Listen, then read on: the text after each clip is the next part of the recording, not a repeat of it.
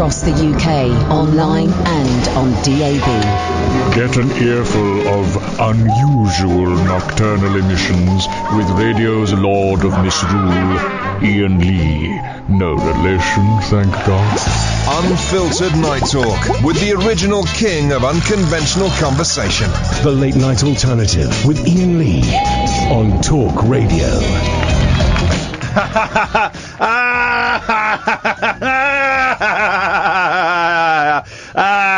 We're all screwed. We're all screwed, Katherine. Hello, dear listener. This is the Late Night Alternative. I'm Iain Lee. That's Katherine Boyle. Hi. Sam is on the phones. We will not be giving mouthpieces to shitbags like Nigel Farage. Although if Tommy Robinson has got a phone smuggled up his anus, we'd certainly speak to him, who I think he's the only person we can turn to be Foreign Minister and Prime Minister and lead us through this Brexit nightmare. He's not foreign, he's native English. Exactly.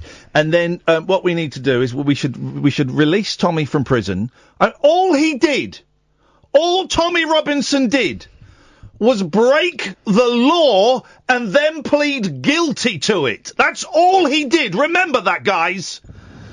And he's in prison for those two simple things. State of British justice. Outrageous!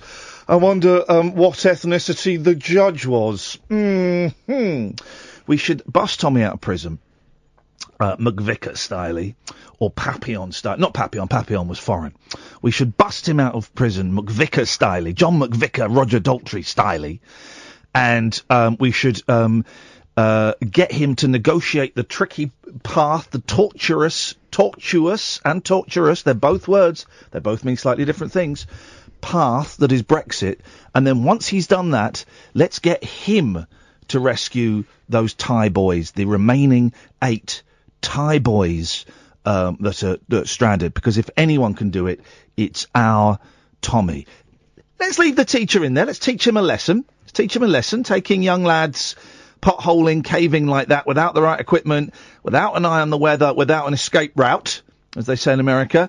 Let's leave that guy in there. Let's see if he can survive the monsoon season. If he does, fair play. We'll let him come out and face the authorities. But I think that there's only one man for the job, and that's our Tommy, who is in prison tonight simply for committing a crime and for confessing to it. Let's go to Picture Phil. Good evening. G'day, this is Wally Dingo with your Aussie Rules Roundup. In weekend action, it was North Melbourne over the Suns, Collingwood over Essendon, Eagles past the Giants, Adelaide over St Kilda, Hawthorn over Bulldogs, Melbourne over the Dockers, Richmond over the Crows, and Geelong over Sydney. I'll see you next week. Till then, check out another Aussie film classic, Malcolm, with Colin Friel and Bud Tingwell. I'll see you next week. I watched two of the crappiest films I've ever seen this weekend. Amazon Prime. Hang your head in shame. Once to reason, we can have here's my prediction. We'll have a general election before the end of the year. That's my prediction. General election before the end of the year. That's something fun to... before the end of the week, the way things are. Before the end of the week.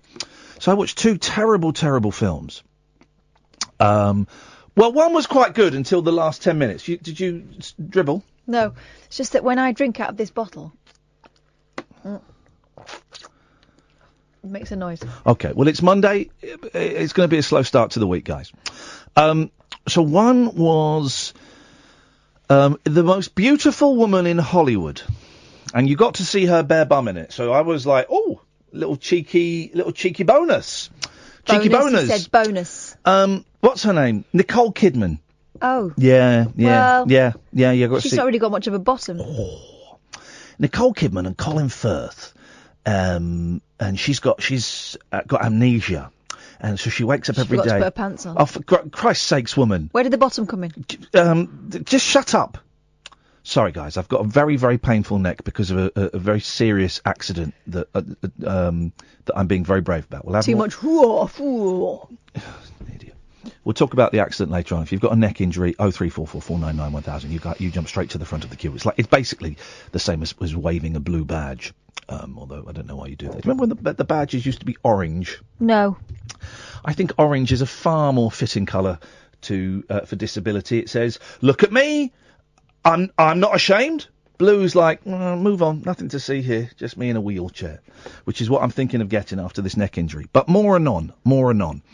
So anyway, so watch that. and then I didn't watch the last 5 minutes because it was rubbish. But watched the whole film.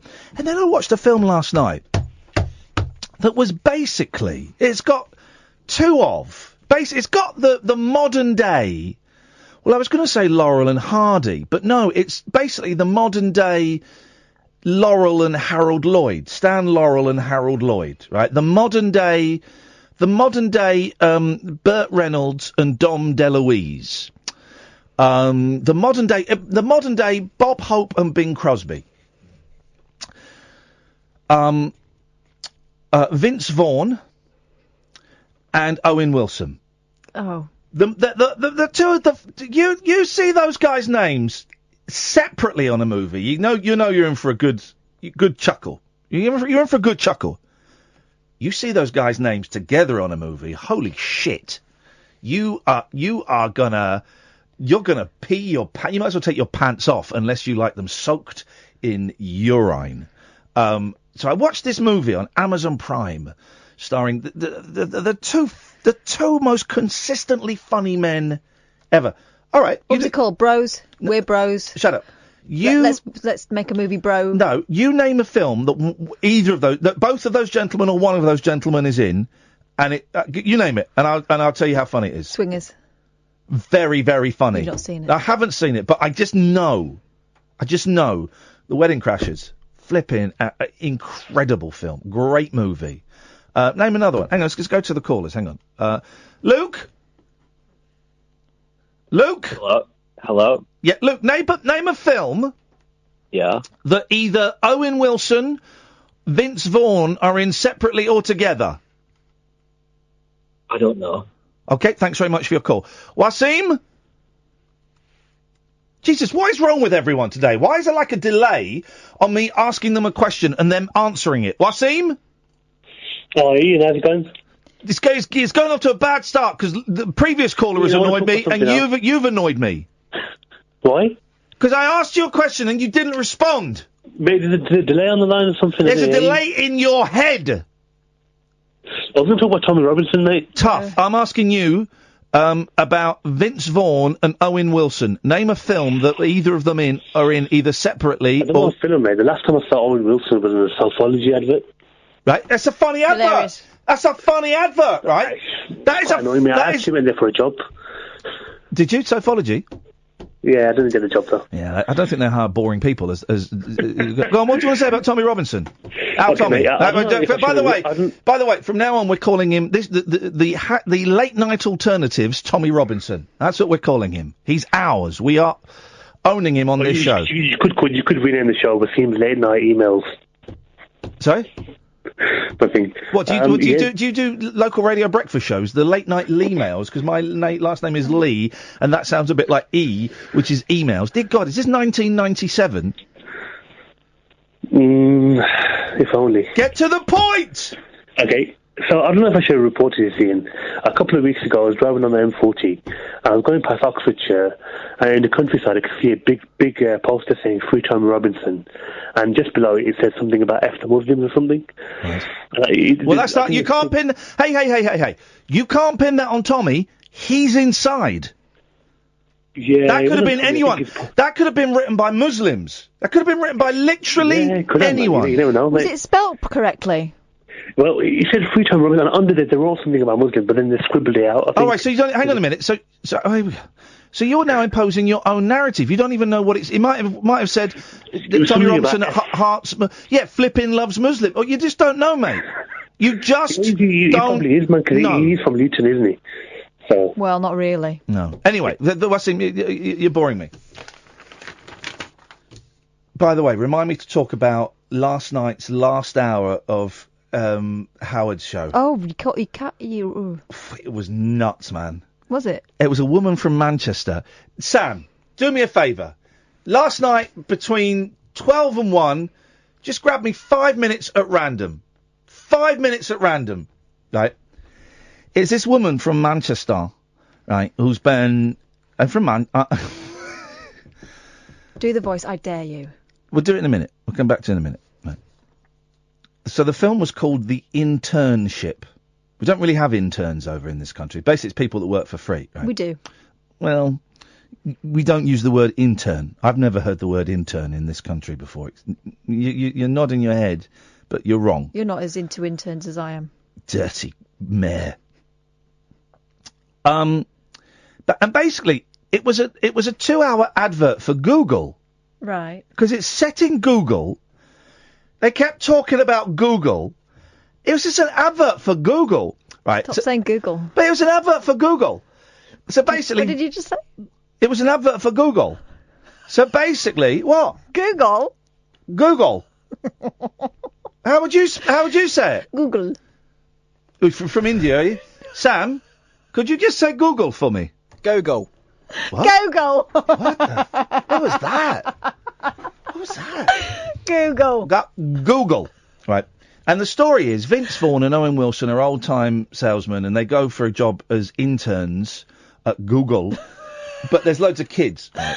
And I thought, this is quite nice. And it was set in Google, and everyone was all Google based, right? But then there's a bit so there's them on the team. It's like a Chinese guy that's been bullied by his mum, a very attractive Indian girl who's led a very repressed life, a geeky guy, you know. Did the Indian girl end up taking her glasses off and brushing her hair and whoa? No. Oh. But and the reason I mentioned she was attractive because it is kind of, unfortunately, it's important. So they're doing all these. They've got to build all these apps and do all these stupid tests to get a job at Google, and they're losing, right? And so Vince Vaughn goes, sod this. Let's go out and get drunk. And the kids are going. That's him in every film. Yeah. And the kids are going, what are you talking about? He goes, let's go out and get drunk. But we're going to fail. He said, look, we failed anyway. Let's go out and get drunk. And so they went out and got drunk. But they went out and got drunk at like a lap dancing club. Yep, that's Vince Vaughn. Is it? Every film. Well, and they're there in a lap dancing club and with these. So it's these two old men with these young kids and a lap dance, including this young Indian lady. And Vince Vaughn, to his credit, he leant over and said, if you don't like this, we can go somewhere else. She went, oh no, I love it. I've wanted to I've never lived life, and now I want to live life, and we're living life. Did her living life involve her getting undressed? She didn't, unfortunately. Although a quick Google shows that she's not averse to it. Anyway, so this one, what a load of old crap it was. 2 hours of just an advert for Google. So I am declaring a fatwa on Vince Vaughn and Owen Wilson. Vince Vaughn more. Just punch Owen Wilson in the nose. It's quite a big nose. Punch him in the nose. Vince Vaughn I want dead. Because You want him dead? Yeah, I do. Because he wrote that film. Yeah, of course he did. He wrote that movie. Actually, it's got his fingerprints all over it. I didn't have time to. I didn't dust it. That actually ties me into one of the topics tonight indirectly, because the topic tonight is I think we should bring back the death penalty. Mm-hmm. And I'm not even joking about this now. You see all these people getting away with the most horrific crimes and just getting away with it. We'll have it after the break. Thank you, Sam. Just getting away with it and all of this, right? Crimes such as... Well, I'll tell you in a minute, because I think we should bring back the death penalty. Hanging is my favourite choice, because it's British. It's what our Tommy would want. Not for him, but for criminals. But I'm reluctant to hang people. He's a criminal.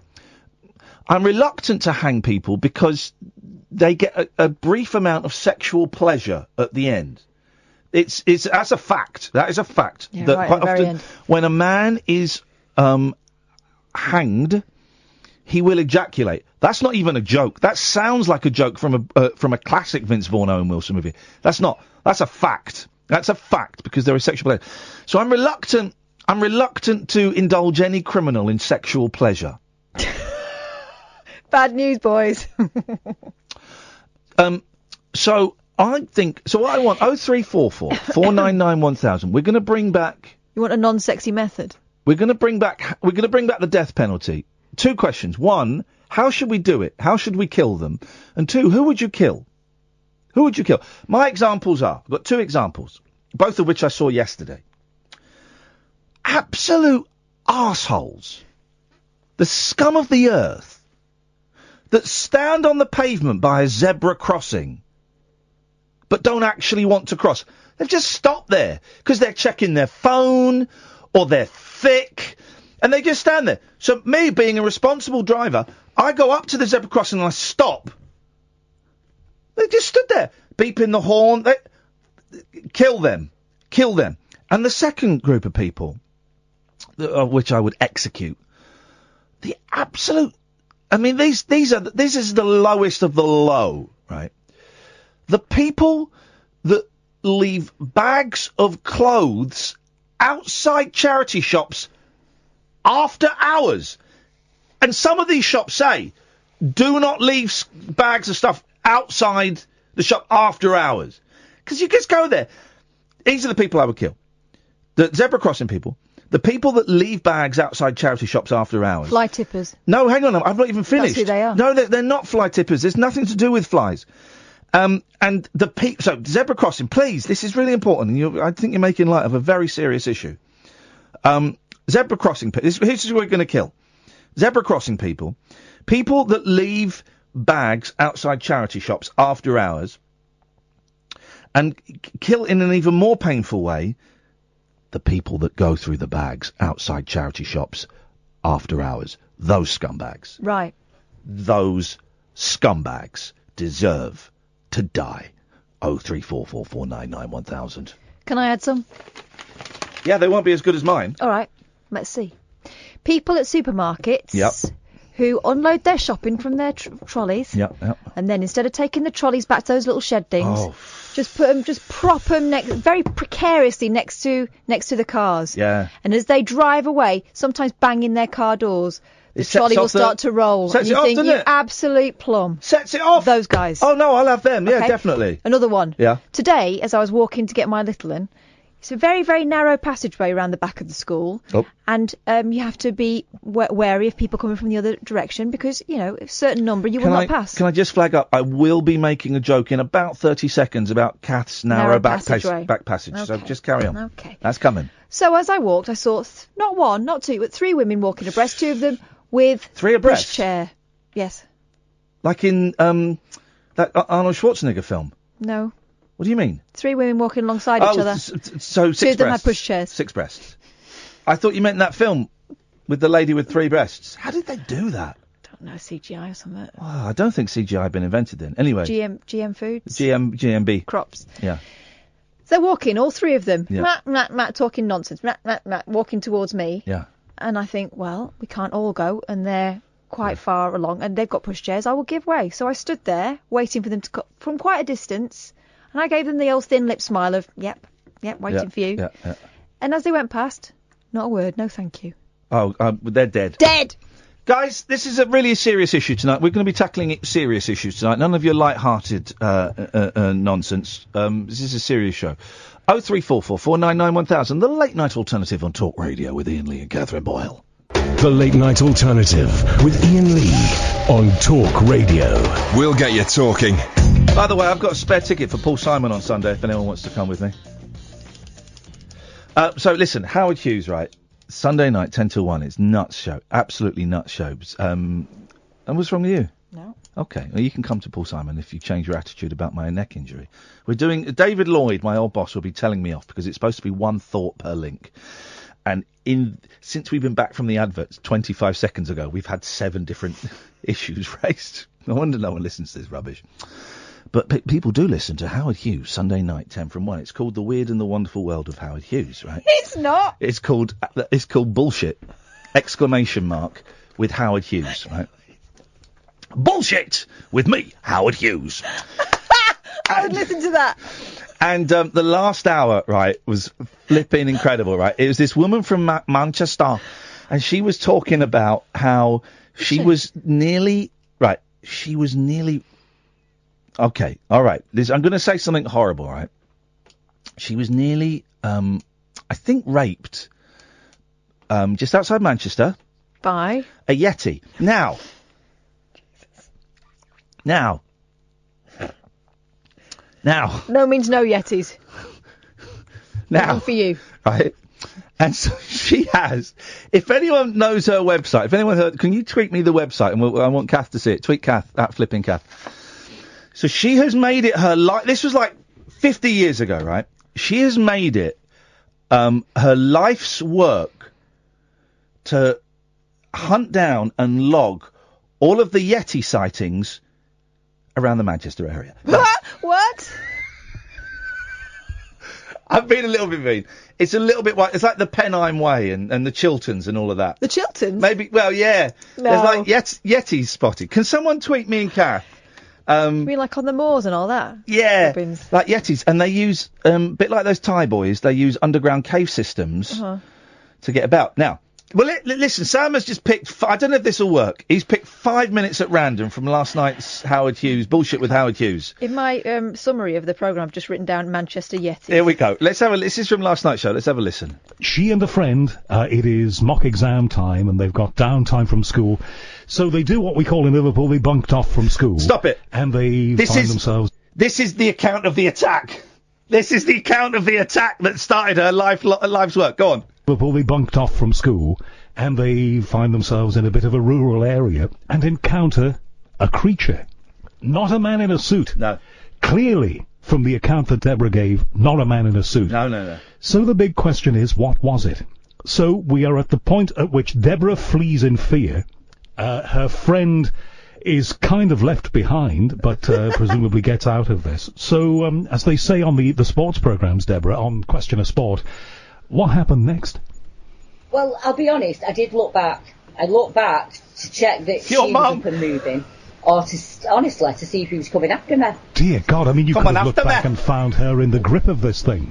Yeah, and he just leant back into the bush, and he was gone. He leant back into the shadows and the greenery, and he was gone. And I have asked myself every single question that every one of your listeners out there is asking.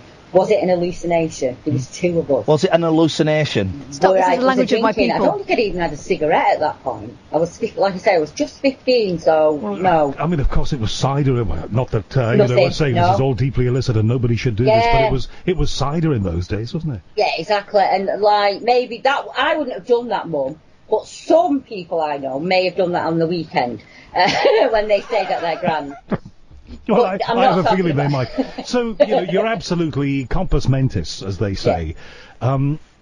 I think what we've got to do is give a proper description of this, then. Height and what they might call general demeanour. Here we go, listen to this. I will try. At the time, I'll be honest, in my head, running away from him, he was 10 foot tall and as broad as a house, right? But in reality, I did go back. I tried to go back 3 times as an adult and could never do it. Too scared. And then I did manage to go back in 2015. Traumatised. And I'm glad I did, actually. It was because it put it into perspective for me.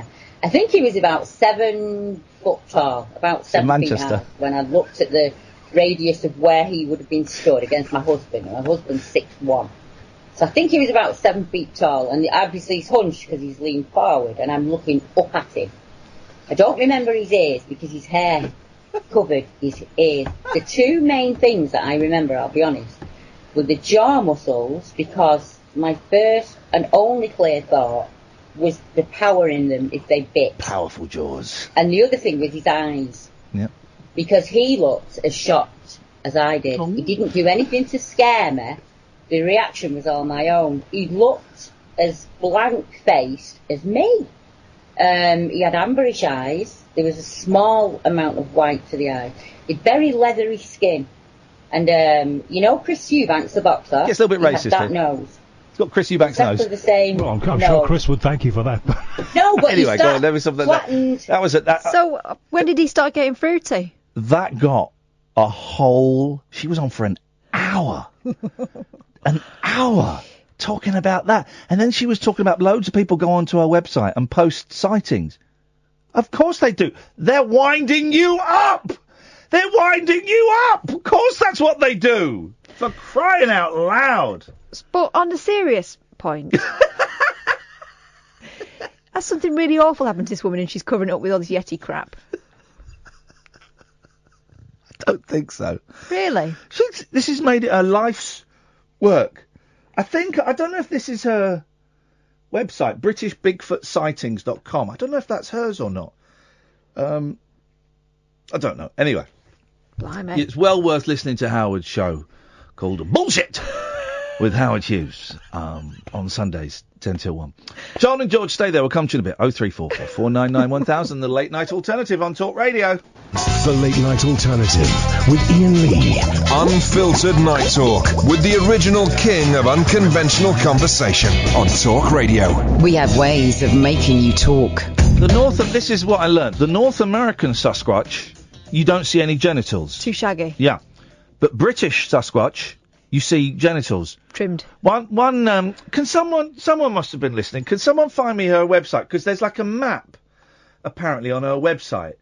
Here it is, area research, sightings map. Here we go, we go, this is it. British Bigfoot Sightings Reports.com. There's the map. Turns out everywhere. Are you on the website? I can see it from here. Go on the website, British Bigfoot Sightings Reports. Right. Because there's one guy reported, the thing is, you just post, and I'm not saying anyone do this, right?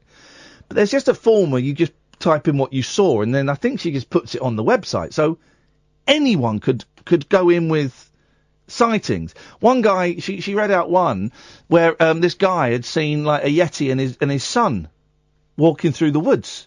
Then she said that they might be interdimensional beings. Oh, and right. I thought maybe she was taking it a little bit too far then. But let's go to Durham.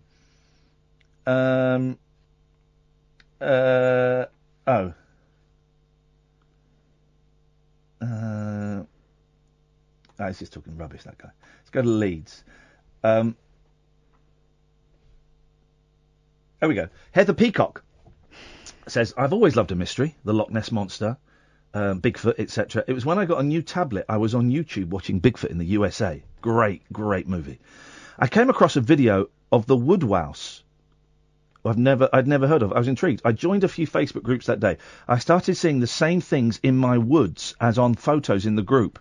I sent some photos in, have been looking for nearly 2 years now. This has led me down a path of trying to conserve the beautiful woods in my area, fighting planning applications to chop the trees down for housing. I was never outdoorsy, but now I am. Well, hang on a minute. That's not exactly a sighting. I've got one. Go on. I've got one. Hang on a minute. I know what's. The Isle of Grain Sasquatch sighting. Away you go. Go on. Hello, Deborah. I'm reporting this on behalf of a good friend. A friend of mine who lives in a remote Kent farmhouse along the Medway on the Isle of Grain. Ooh. My friend has lived at this property a number of years now, and they experienced some strange goings-on, and at one point they saw what can only be described as a large Sasquatch-type creature, which was on their property on a number of occasions. A tall, hairy, upright creature that looks like a cross between a man and an ape, walking upright on 2 legs. There's a caravan, brackets mobile home, standing on the property, and this has been rocked and banged upon a few occasions now. I bet it has. If the mobile homes are rocking, don't you dare come a knocking, because I'm a docking. I asked my friend to explain what this creature looked like, and what they described, the height, they said the creature itself had been seen leaning over a Ford Escort van, and he wasn't standing straight up. He's dogging! He was out dogging! But was hunched over, and the roof of the van still only came up to the stomach on this thing. There are very few houses in the area. If you go there and have a look around, you can clean see how it would be too difficult to get around unseen, situated in the All Hallows and the Isle of Grain. The area is a wildlife haven and is protected under law. As I say, it's quite isolated. There are lots of water sources and a few woods. It gets more wooded if you follow the river not too far away. It's been seen by our friends up fairly close and doesn't seem put off by their presence. I've been invited out to camp there, so I'm going to spend time looking around the sighting spots. We live in the area ourselves on a local farm and have seen what looked like a very large print of something laying down, as if a large animal had made a bed or nest of some kind in the tall grass? Question mark. We are local to a river, power lines, disused rail tracks, and plenty of woods and forest. Open and shut. If anyone has seen Bigfoot in this country, God's sakes, don't let Howard get the scoop on this. Let us get the scoop on it. 0344 499 1000. Whatever happened to that puma? Oh yeah, the puma. The guy who saw the puma. It was Chris, wasn't it, who saw the puma? No, was it Luke? Luke. Yeah, that was it. Let's take some phone calls, shall we? Good evening, Rick. Sorry? You're welcome. Let's go to Patrick. Hello, Patrick. Good evening. I just want I was listening. I was so shocked when you said bullshit because I was listening to the radio one extra minute ago, and they were talking about shit as well. And I wanted to tell you how much of a specialist I am in bullshit. Okay, well, I think we've said that word enough times for now. Go on. So I won't say bullshit again. I apologise. Sorry about that. Here we go. It's a story. What? Yeah. Again, don't say it again. Otherwise, you're getting cut off. Oh, sorry. My apologies. So hang on. So you're going to tell me a story that I won't believe, and the reason I won't believe it is because it's made up. Exactly. Well, then why bother telling it? Because it's important. Why is it important? Because you had to let me tell you the story first. Well, but what if here's the thing, though, Patrick, is my job is to make this show as entertaining as possible. And admittedly, I've not quite done my job for the last 35 minutes, but God help me, I've got a stiff neck. I've got a very, very, I took a serious injury at the weekend, and I'm in absolute agony. But what if thank you. But what if your story is dull? Okay. We'll never know. Okay. Well, look, go on then, try it. Hello? Do you want to hear the story? Yeah, I'm probably going to regret this, but yes. My specialist subject on Mastermind was bullshit. There we go. Okay, thanks very much for calling. Let's try... hello, Rick? Yeah, dude. Hey, Ian. Hey, I'm come to see your show in Manchester. Yes, Rick, the show on the July the 28th at the 3-Minute Theatre in Manchester is dedicated to you, Rick, and I'm so glad you're coming because the whole show, we're calling it the Rick Special. Yep. We're calling it the Rick Special, and if you weren't there, it would be an empty tribute. It's embarrassing, isn't it? You know, I absolutely love your kind of dickheadery, and Hello, good evening. Yes. Hello, caller.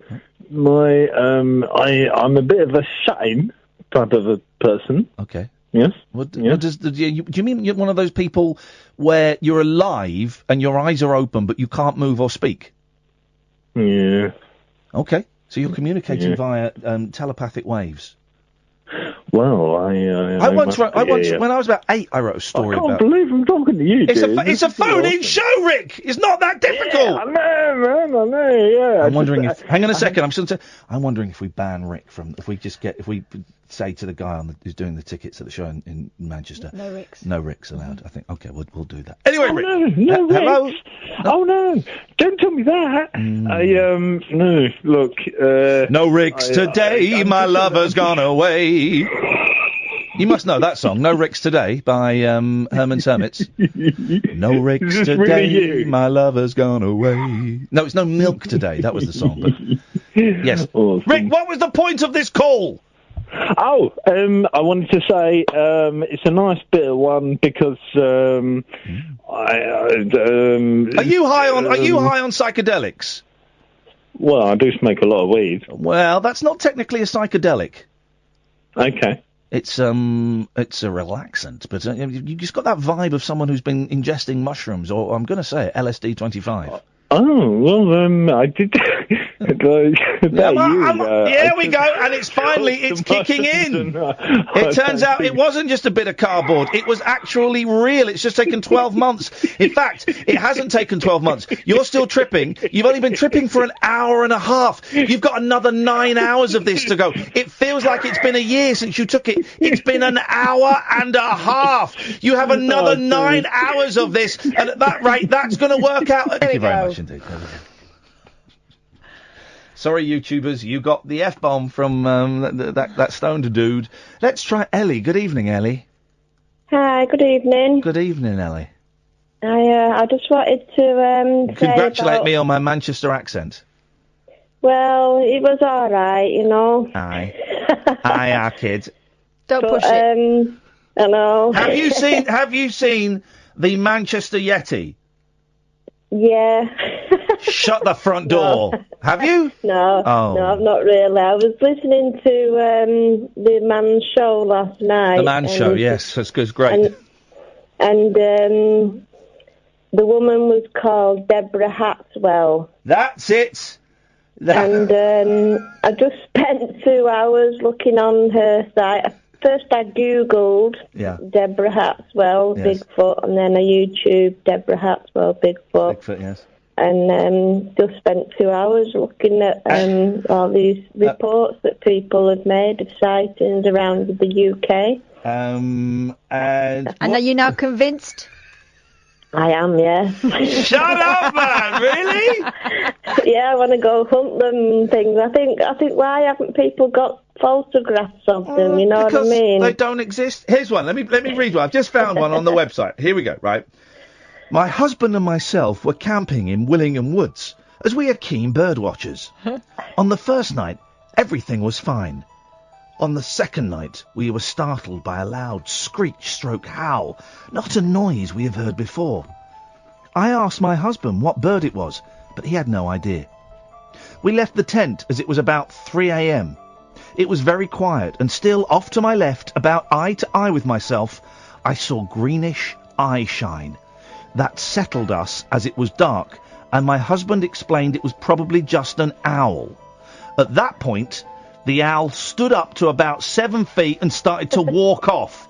We packed up at 6 a.m. and will not be returning. Hang on a minute. They packed up at 6 a.m, so a reasonable time. It was all very entertaining, actually. You know what I mean? It spent 2 hours. Oh, here's another one. Here we go. A man who spotted November 1970. A man spotted a half-man, half-animal entity. He was so scared he called the police.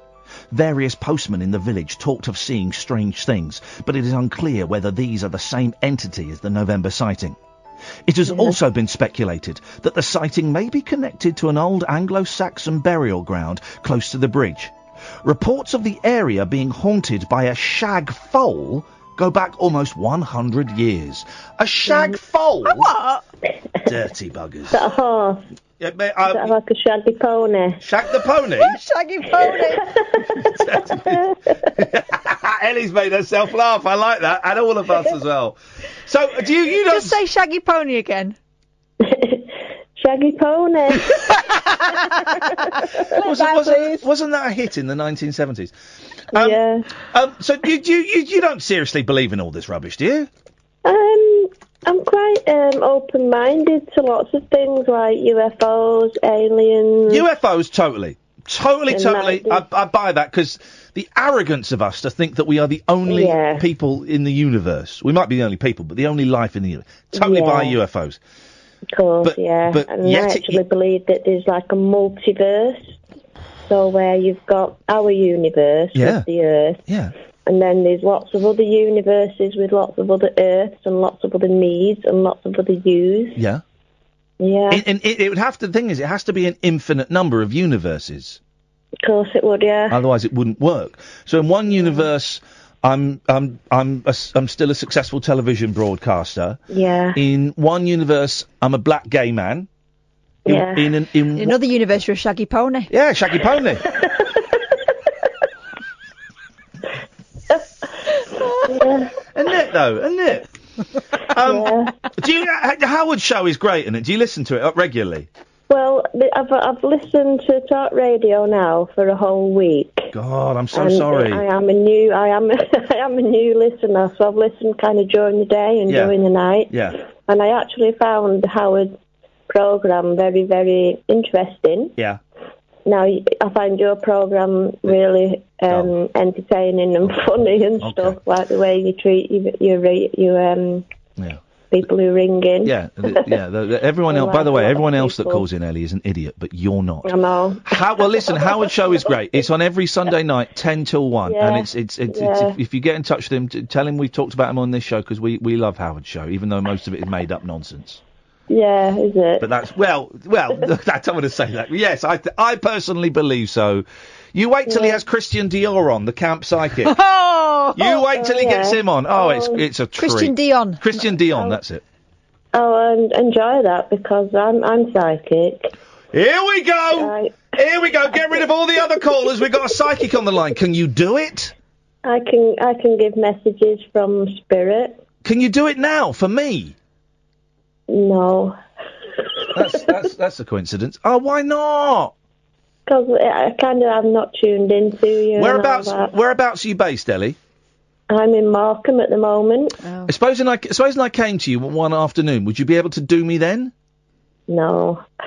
Wait a minute. She don't want to do you, just give it up. It's almost as if she can't do me.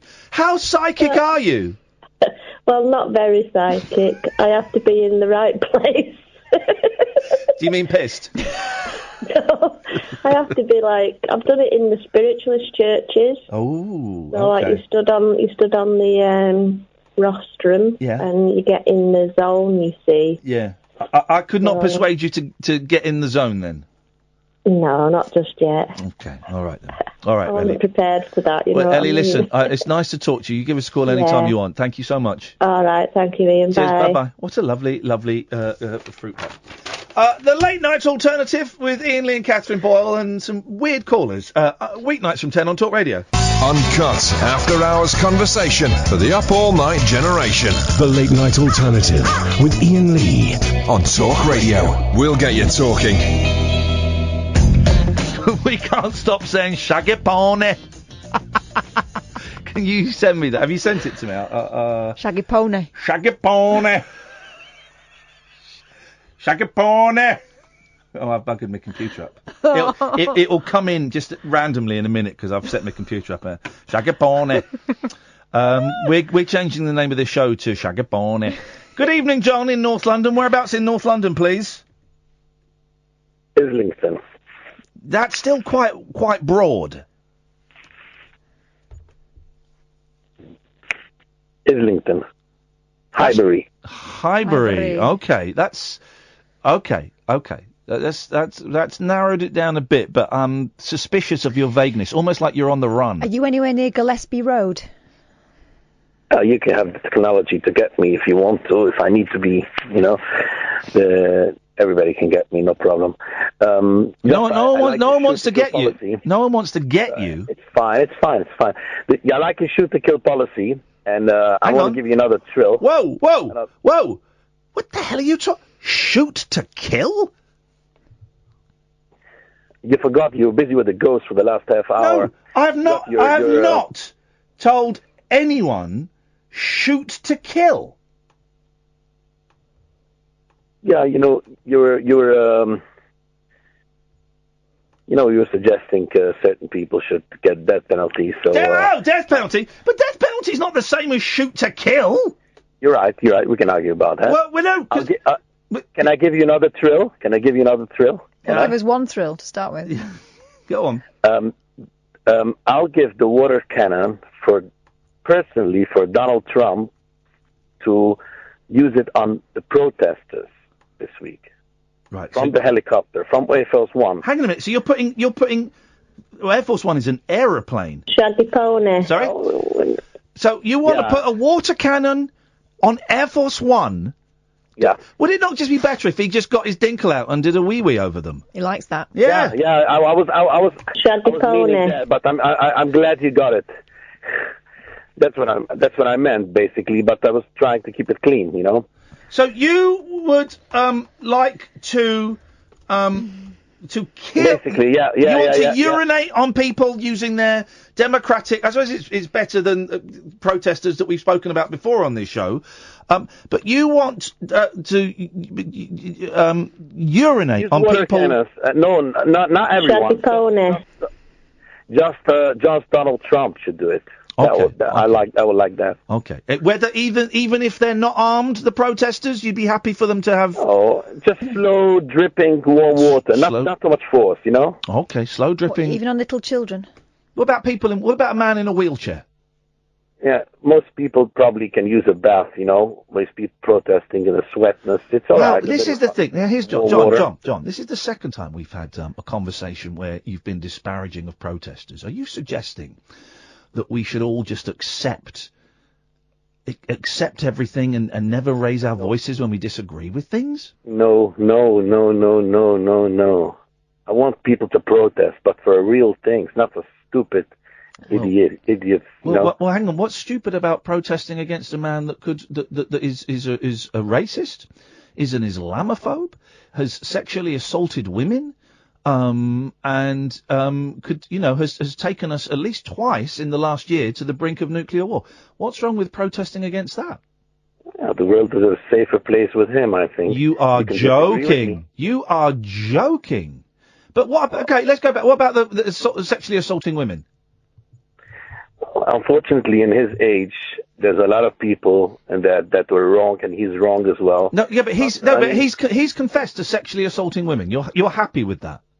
No, but what about all these dictators and murderers that we welcome? Well, they're not coming over. They're not right this moment coming over to the United Kingdom to have tea with the castle. I don't see the amount of protests against them. But they're not coming over here. I tell you what, it's jealousy on his success. That's what it is. No. There's not jealousy. Those dictators. John, grow some manners. I can tell you're a Trump supporter because you have no manners. They're not. Those dictators you talk about aren't coming over here to have tea with the Queen in Windsor Castle. He is. So if people, listen, I'm not. I love him. I can't help it. Well, even though he sexually assaults women. Listen, he's wrong. I don't love personally him. I don't know him personally, but I like his style. I think the world. You like his style you like his style because he's got a lot of money. Politics. You like his style. I don't know him personally. He's not a politician by his own admission. You like his style of where he's admitted that because he's got a lot of money, he can grab women by the pussy. Those are his words. Look. He said that. You've said tonight probably worse things than he has said in his entire life, and you forgive yourself. I forgive him, no problem. What, for grabbing women by the genitals? I know what you have said probably worse things tonight than he has said in his entire life. No, but I haven't done it. I haven't grabbed a woman by her genitals. He just said it. He hasn't done it. You forgive yourself. I forgive him. He hasn't done it. He's been accused of doing it by several women. Listen, you don't believe them, huh? I don't believe it. I believe one. Okay, well, why would you? Okay, well, listen, that's fine. And everyone could support him. Honestly, we get kind of going down a little bit of a phone-in meme, and not meme, meme, phone-in meme. I don't really have feelings about Trump either way, but I do think that people have the right to protest freely without being urinated on. And if they choose to protest, if they choose to protest, let me finish the sentence. If they choose to protest one thing, but don't protest another, then so be it. But also, you can be against more than one thing.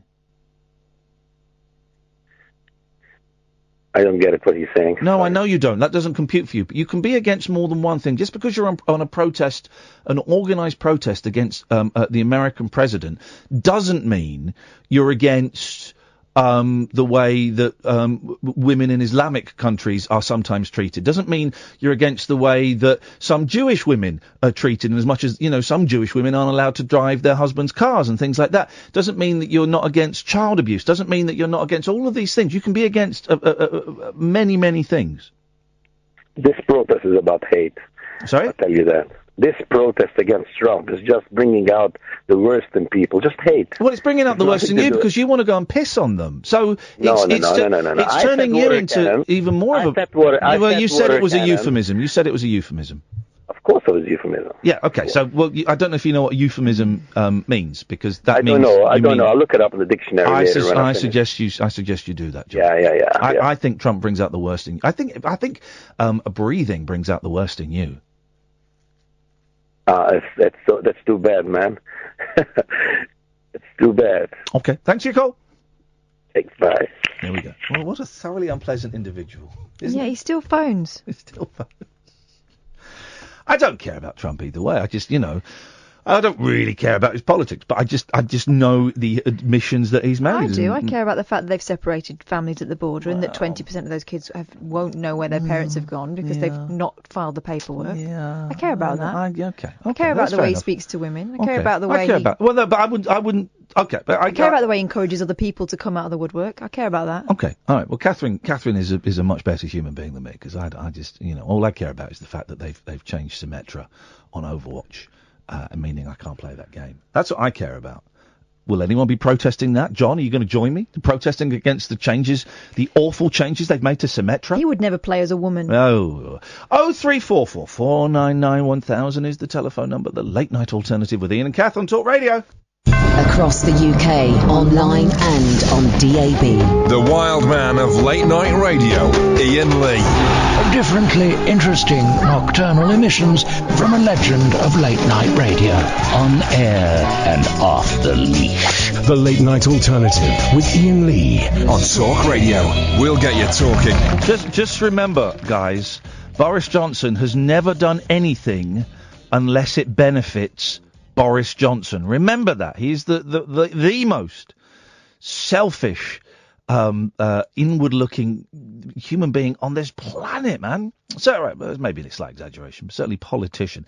He has never done anything unless it has benefited him. He is going to try and take Theresa May down, and we will have a general election before Christmas. No, that's my words.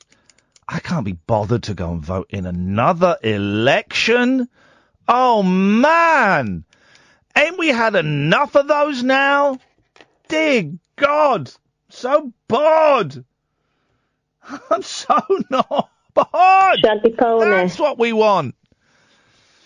0344 499 1000 is the telephone number. I've got a really stiff neck. I did a terrible thing, and I can't say too much because legal papers are going to be served. Legal papers are going to be served this week, right? I went and saw my sister yesterday, my niece and nephew, and they have got a trampoline in the back garden. And me being a cool uncle and a crazy dad, I thought I'm going to have some of this trampoline action. Steady on, Kath, I'm doing a show. And so I got on the trampoline, and where are you going? This soya milk's horrible. Oh, that's not soya milk.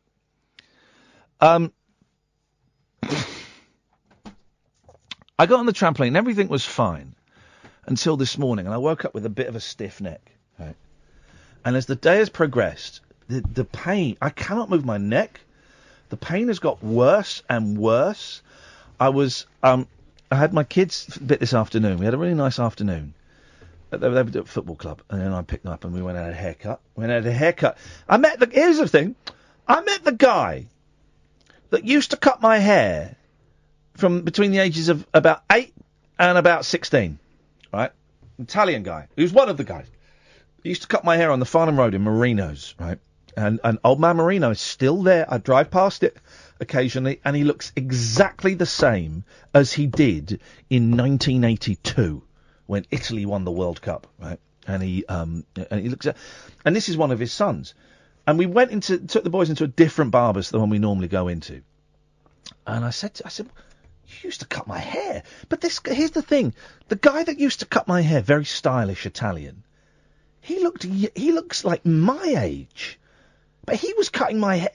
How is that? But this guy's like, he's like done a deal with with Nicky Clark, the devil of hairdressing. It's that Mediterranean diet. It's something about it. He looked good, man. He looked good. Anyway, he didn't cut my boys' hairs, but the old man did, right? Who's the brother of the guy that used to, is Marino. And he said, what do you want? I said, because I thought, because it's hot, I thought we're going to get it cut shorter than normal, because it's big bushes, so we're going to get it shorter than normal. And I said, can you give him a number 2 at the sides and the back, and choppy on top, a little bit longer than mine? I'm not giving him a number 2. Are you doing the voice? Oh, God, yeah, but they'll be listening. I'd be rude not to. I'm not giving him number 2. Number 2 British boy haircut. I'm not giving him number 2. I was best friends with Renata. You know Renata?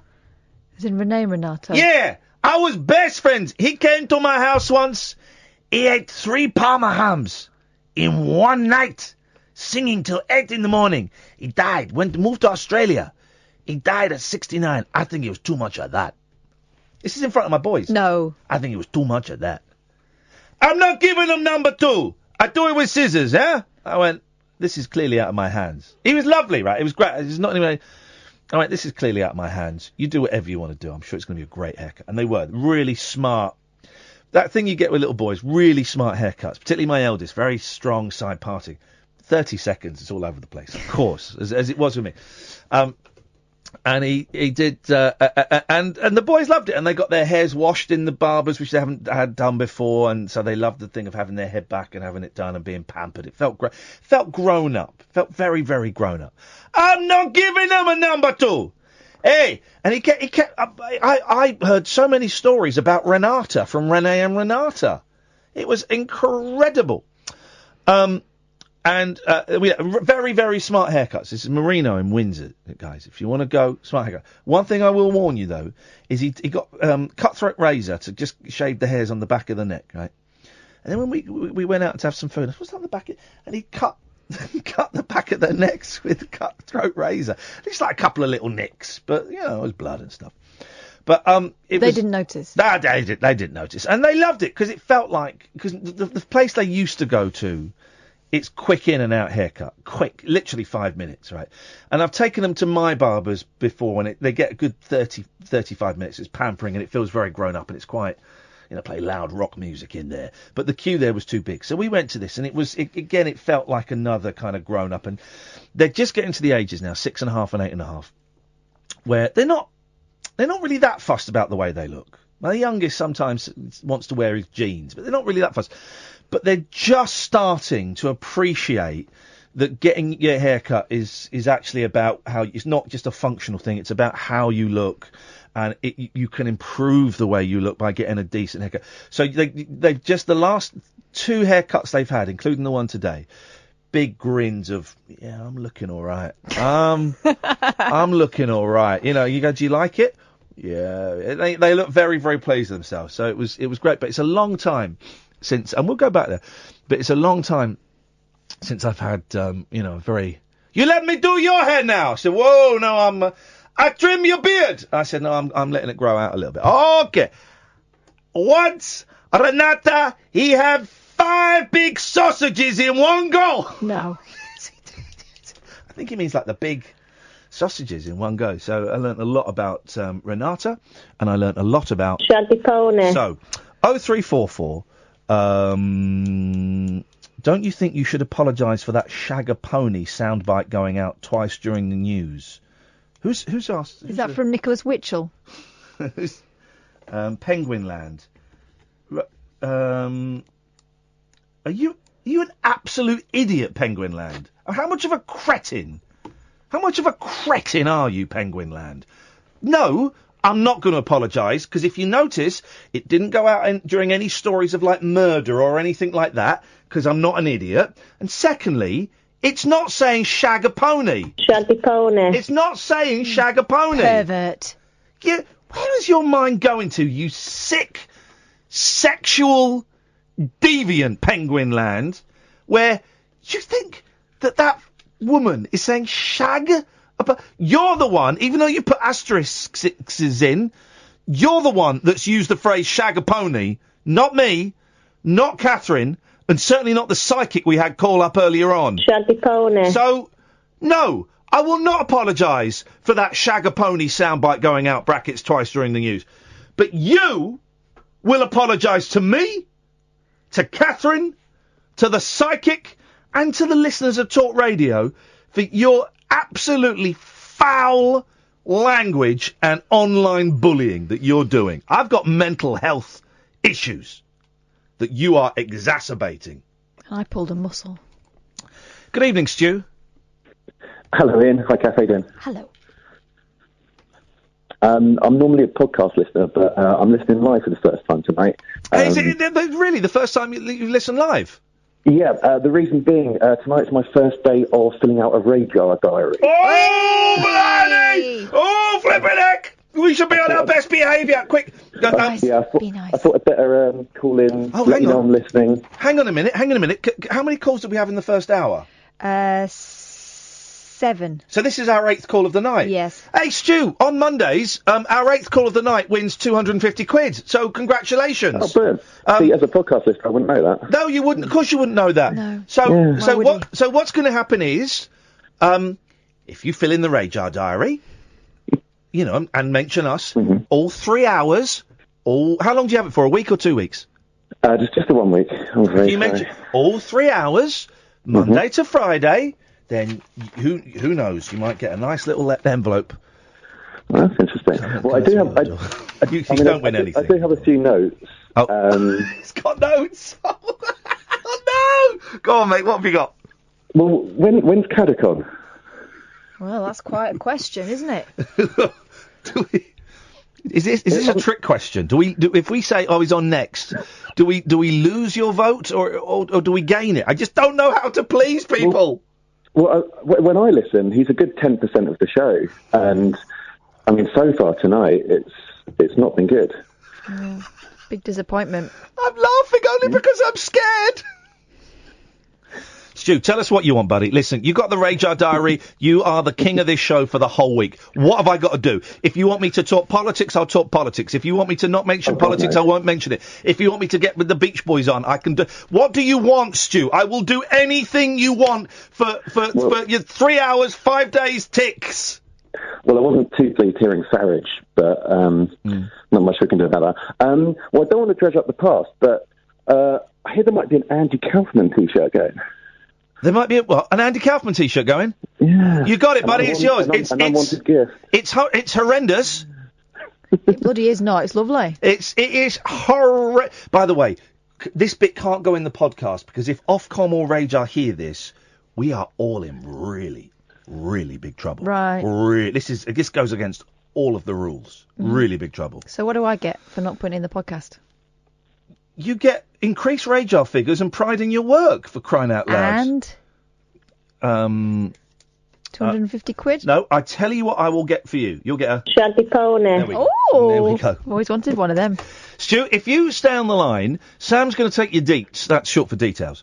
And then tomorrow you are going to get sent in the post. It'll take a couple of days to come. I'll bring it tomorrow. You're going to get sent an unwanted Andy Kaufman. You're send it? Well, I don't want it. I was going to chuck it. Here's the thing. I was going to, after I mentioned it, I was going to wear it in the next day. But it's just so against my style that I just couldn't... Your style being what? Not having too many words on my chest. Now, you might like having lots of things splattered all over your chest. I don't know. Don't push it, mate. Don't push it, mate. But I like to keep my chest quite clear. I mean, I've heard about your grooming, yeah. Sorry? Hey, I shaved my testicles again the other day. Oh, good. Do you want some of that? Nope. Okay, right. Stu, stay on the line. Sam will take your details. And we'll Really? Get that. Really? What? You're actually going to send it? Hang on a minute. Hang on, Sam. Put him back through. Actually, that's my T-shirt. If you don't want it, I should get it back. Well, no, it's not. It's a gift. Well, unwanted, apparently. Stu, you've caused more problems than you solved, Stu. Well, I mean, I could just say I listened to Julia Hartley-Brewer all week. Come on, Catherine. Why would you do that? Catherine, come on. This is my job. This is my career. That house that I can't really afford. Stu sounds like a good guy. He's one of the good guys. Yeah. He's a fun guy. I'm just trying to do the right thing. Stu, I can't give you that T-shirt. My friendship is more important than my job and my kids being well fed. So I'm afraid you're going to have to mark in the Radar. You've been listening to. You're going to wear it. I'm going to be wearing the T-shirt tomorrow, Stu, and you're going to mark down that you've listened to Julia Hartley-Brewer. I'm really sorry to let you down, mate. That's all right. We've got 4 more chances. So. She's not laughing. Okay, let's go to a break. The wild man of late night radio. The late night alternative with Iain Lee on Talk Radio.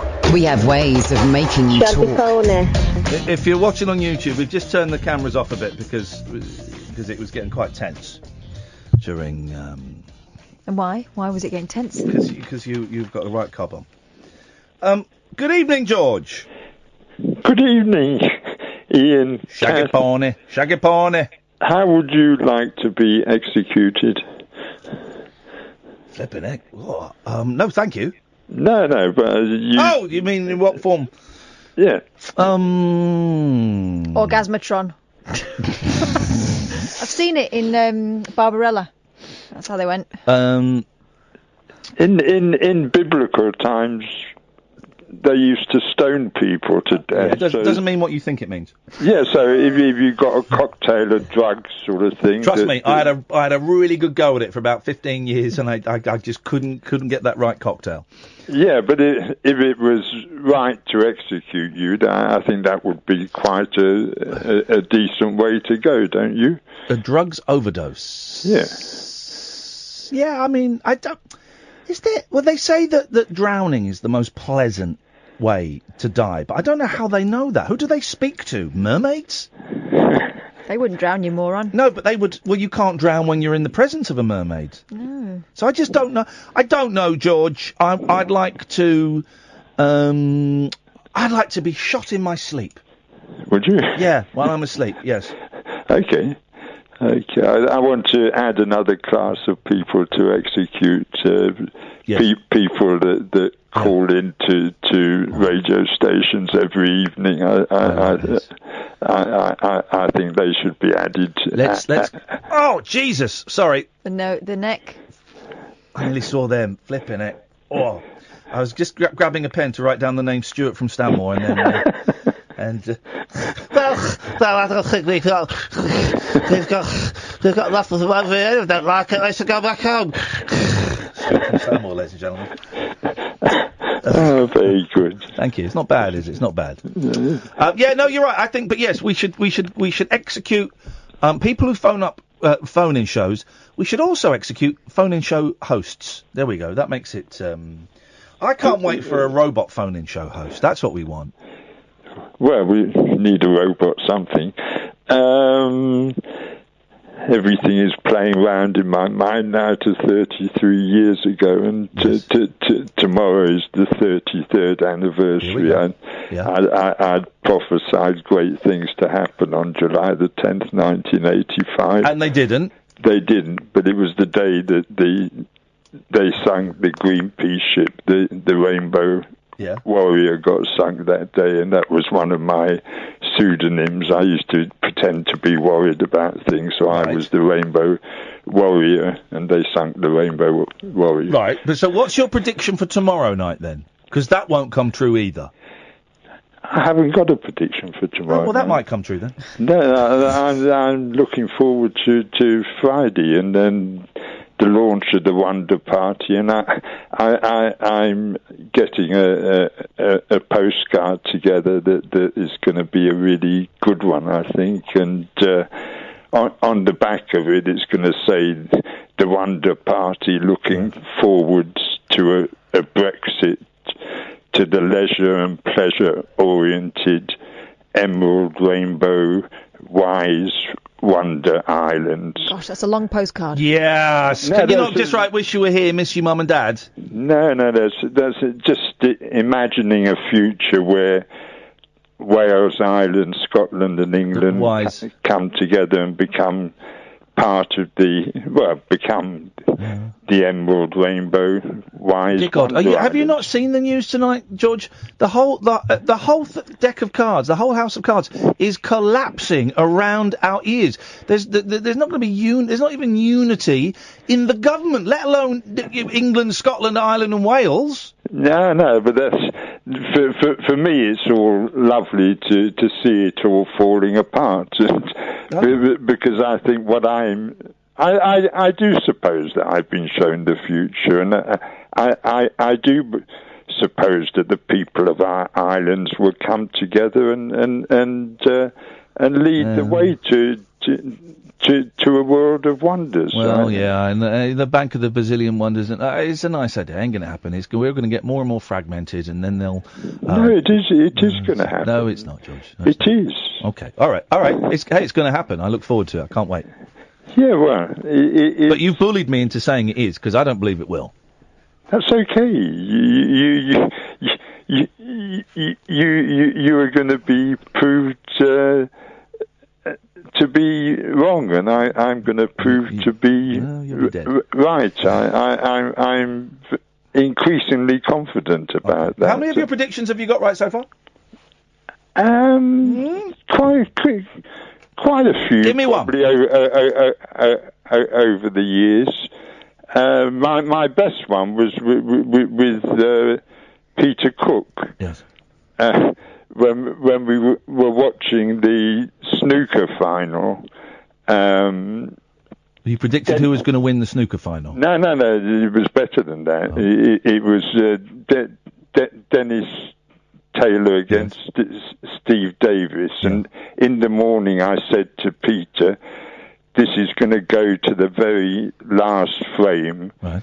And Dennis Taylor is going to win it on the black in the last frame, and that will be the only time in the match that he will have been ahead, and that is exactly what happened. But when have you made a prediction that's counted and mattered? Well, that counted it blew Peter's mind, and at that point, Peter really thought that I was a prophet, and I thought I was a prophet as well at that time, but since then I've become an apprentice prophet, and I'm quite happy to be an apprentice prophet. All right, George, listen, I've got to move on. Thank you for that, man. I appreciate it. 03444991000. Let's go to Jasmin. Good evening, Jasmin.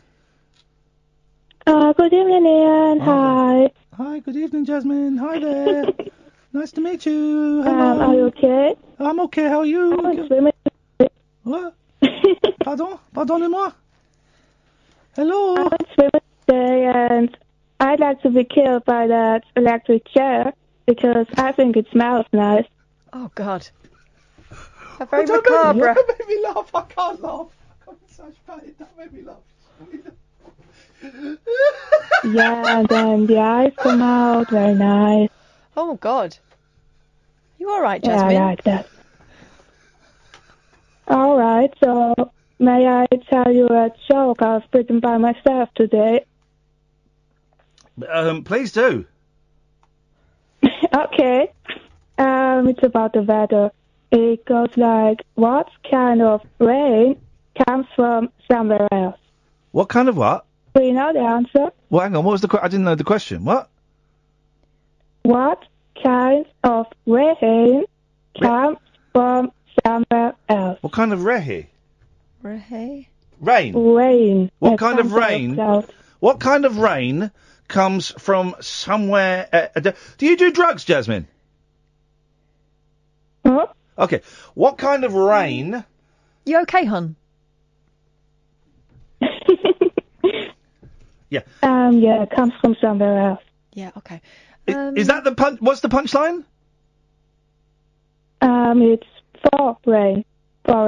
Foreign. I would suggest writing jokes in your own language. I would say don't open with it. No. I asked a question. Tell us a joke in your own language.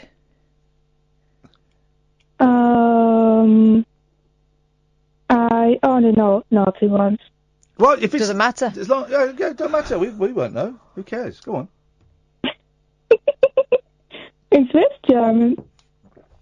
Sorry? Yeah. All right. Okay, thanks for calling. Let's go to Pablo. Good evening, Pablo. Hip, hip, hip. Hey, man, what you got? Shaggeh Poneh. There we go. Just a report on with your not too recent bird attack. Yes. There's been a bit of seagull gedding going on around my street recently. Yeah, I've heard about this. A lot of seagulls attacking, yes. Yeah, well, they were specifically... I've had this problem in the past, but this time it affected the entire street. Yes. But it's just a baby seagull. I'm assuming they're nesting at the minute or what have you. But just been walking up and down the street over the last couple of days. So anybody walking up my Walway Street, Walway Street, has generally been swooped and pulled. You can punch a gull. You can punch a gull. I would punch a gull. Well, big birds. From what I've seen, they've showed an alarming amount of restraint in comparison to the owls. They kind of swoop right to the point just before contact, let out a large, I don't know, what chirp? What I don't know. I don't know. Shriek, a seagull shriek. Yeah. And then just fly off. I'm assuming you have both independently muted me at some point on Twitter, but I did send a video through to yourself, copying in the Radio 5 guy who's done the staircase. No, well, I hadn't muted you, but do you know what? I think I'm going to now, Pablo. Thanks. I hadn't. I have muted some of the listeners, but I hadn't. But now I'm going to, just because I didn't respond to yours. Jesus. This is why I'm off Twitter. I'm off it, and I'm only tweeting. I didn't even check it that much this weekend. It's deleted from my phone, and Kath has blocked the Twitter website and Facebook, and I can't download new apps to my phone. And the first few days it was like flipping it. It is amazing. So all my phone can do now is phone calls, texts, YouTube, and emails. WhatsApp. WhatsApp, yeah. And I've blocked a few other, but not because I changed my phone number about 4 months ago. Hardly anyone's got my phone number. And I blocked Digital Spy and Talk Forum because I was enjoying them, but I was enjoying them in a mean way, you know. Who wants to see an obese, racist skinhead be mocked, you know, in hilarious ways by people way more intelligent than him? I do, but it's not healthy for me. So I block those. So what it means is when I'm out with my kids, my phone can't really do anything. So I'm present with my kids.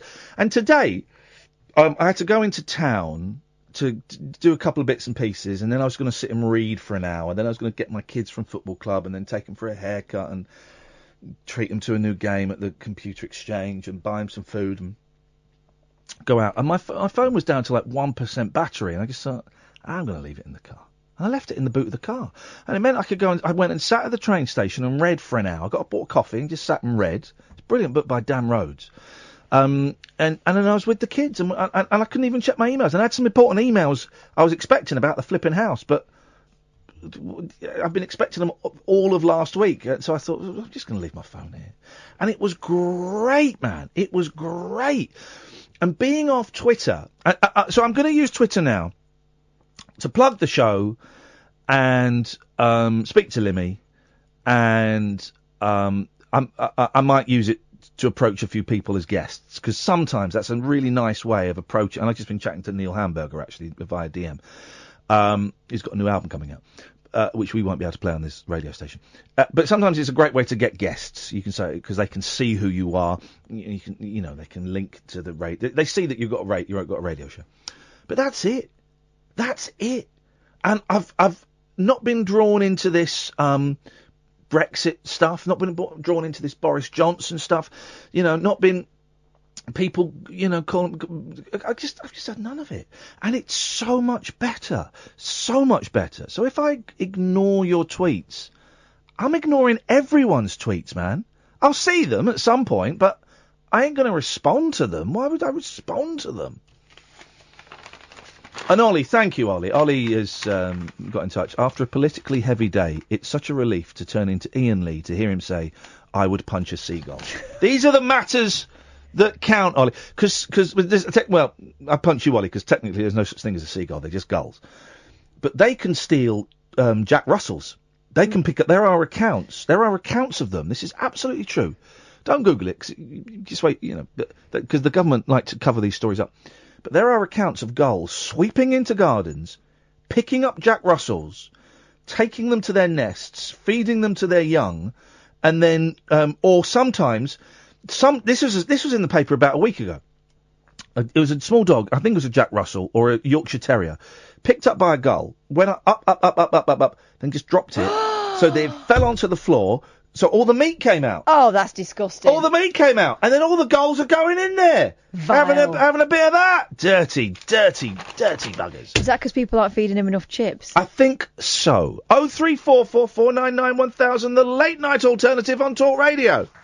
Late night conversation worth losing sleep over. The late night alternative with Iain Lee on Talk Radio. We have ways of making you talk. 03444991000. The switchboard is empty for the first time this evening, which is great because it gives me time to talk about stuff. Several things. First of all, did you go and see The Cure at Hyde Park at the weekend? Because I've got a really important question. Katherine and I are going to see James Taylor and Paul Simon at Hyde Park this coming weekend. We want to know, are we allowed to take a picnic? Because I don't really want to spend £8 on a burger, because that's what it'll be. And a great big hot dog. And delicious. I'll probably get one of those anyway. But I'd like to take some nice little picnics. I've got a picnic hamper now. Like, not afraid to use it. So are you allowed, or will they send me back thinking that I've got like an Exocet rocket launcher to so that when Paul Simon starts playing Diamonds on the Soles of Her Feet, I can use it to blow him up? Because I hate. Here's the thing. When he starts doing Gracelands... Oh, no. I'm going for a dump. I love that stuff. I'm going for a dump. Because that's when I come back from a dump. Because that's what I think about him. It's cultural appropriation. I'm surprised no one's called him out on that. What, Graceland? Yeah. I'm going to Graceland. I'm going to steal the black man's music. That's what he's doing. Wow. That's what he's doing. In fact, he did get called out on that by the South Africans, and they should have called him out harder. But didn't he promote Ladysmith Black Mambazo? And, that's another reason I'll be walking away. And then he did Rhythm of the Saints. Yeah, he did two albums of the black man's music. And I thought that was so great. if we get there and it's like, oh, it's Graceland's 40th anniversary, so we're going to play the whole album twice, then yes, I wish I would have packed an Exocet rocket launcher. I don't know. You can actually get an Exocet rocket launcher before people start going, you can't, it's a missile that's on a plane. You speak to some people. Right pub. You go to the right Russian pub. You can do that. So yeah, I will. I don't want to kill Paul Simon, but if I have to, you want to warn him off. If he forces my hand, I will kill him. If I've spent like 130 quid on a ticket, and all it is Graceland's. Then I'm going to be, even with a bad neck, I'm going to be asking you for a bunk up, and I'm going to be clambering up on that stage, and I'm going to deck the midget, deck the wiggy midget. Don't think you can say that anymore. All right, I'm going to punch the wiggy midget. What I don't know what the correct term is. Now we've got all this political correctness, but he's going to get a knuckle sandwich. He's going to get a traditional British welcome. No chance of any backstage passes this time around, I suspect. Let's go. Oh, you mean for the... All right, Barney. Yes. Hello, Barney. Hello. Hello. Did you go and see The Cure at Hyde Park? No.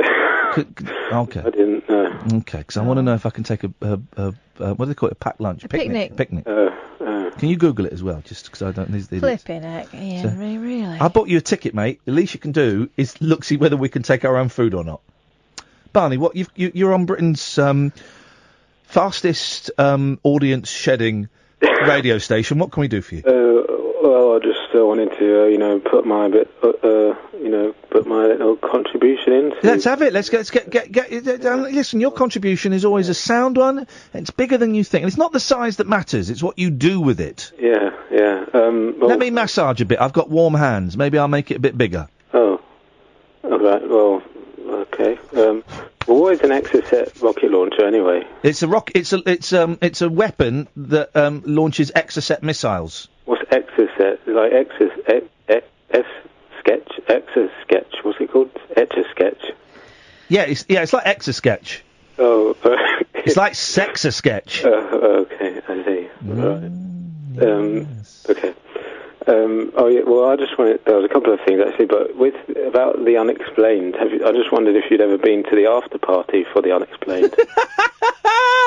No, I'm not in at weekends, but I would love to. Why? What happens there, Barnes? Well, lots of more interesting things, really. Like all the same kinds of weird and wonderful, outlandish. What's the word? Lesser. Aired stories. All the really crazy theories come out, do they? Yeah. Oh, yeah. It's a great show. Howard Hughes is a brilliant broadcaster, and that show on perfectly timed Sunday nights, 10 o'clock at night. I love it. Yeah, because it's 1 till 2 is the Rob Simone talk show on Resonance FM, and that's like the same kind of stuff. Okay, here we go. This is. But why don't you just come on and say you want to talk about Rob Simone? Who's Rob Simone? I don't know, a bit like Howard Hughes in a way, probably. I don't know, I don't really know that much, but just, he just hosts all interesting people, like a bit like Howard Hughes. All right, there we go, Rob Simone. Talk show. RobSimone.com. Okay. Well, we love all of that. Yeah, but I'd recommend that for anyone. Well, of course, everyone should be listening to Paul Ross straight after Howard Hughes, but you can tape Rob Simone. Oh, okay. And listen to it when Julia Hartley-Brewer's on. Okay. That's the unexplained. Yeah. She got a job. Oh, okay then. Well. Right. Nice one, Barney. Oh, okay. Oh, have you got more? Oh, well, yeah, actually, last week about the down market callers, I just thought I might have an idea why they actually have been coming to talk radio, and I thought maybe you could kind of just do that, because the thing is with talk radio, it's such a generic kind of name, like the branding is like Talk Sport 2, Talk Radio. Talk. Yeah, it's like, like Peter Talk. wholesale kind of supermarket own brand version of radio, and it's like well, hang on a minute. And it's not quite like the Tesco economy range. No, he's right. Actually, it is. Kath's losing the will to live. I'm so bored. Can someone say something interesting, please? All right. Thanks for calling, Marnie. There we go. No food, by the way. You can, apart from baby food. So we're both eating purees. You take some rusks in. We're taking some. You can't take food in. No, sealed bottles of water. Unbelievable. Paul Simon, you canny get. You canny get. Don't forget. Don't forget. You can buy my Paul Ross burgers. Not Paul Ross. What's his name? Paul Simon. But no, he's joined up with Paul Ross. Don't forget, I'm selling Paul Ross burgers. And I know someone who likes them. It's a guy called Julio, and I saw him down by the schoolyard.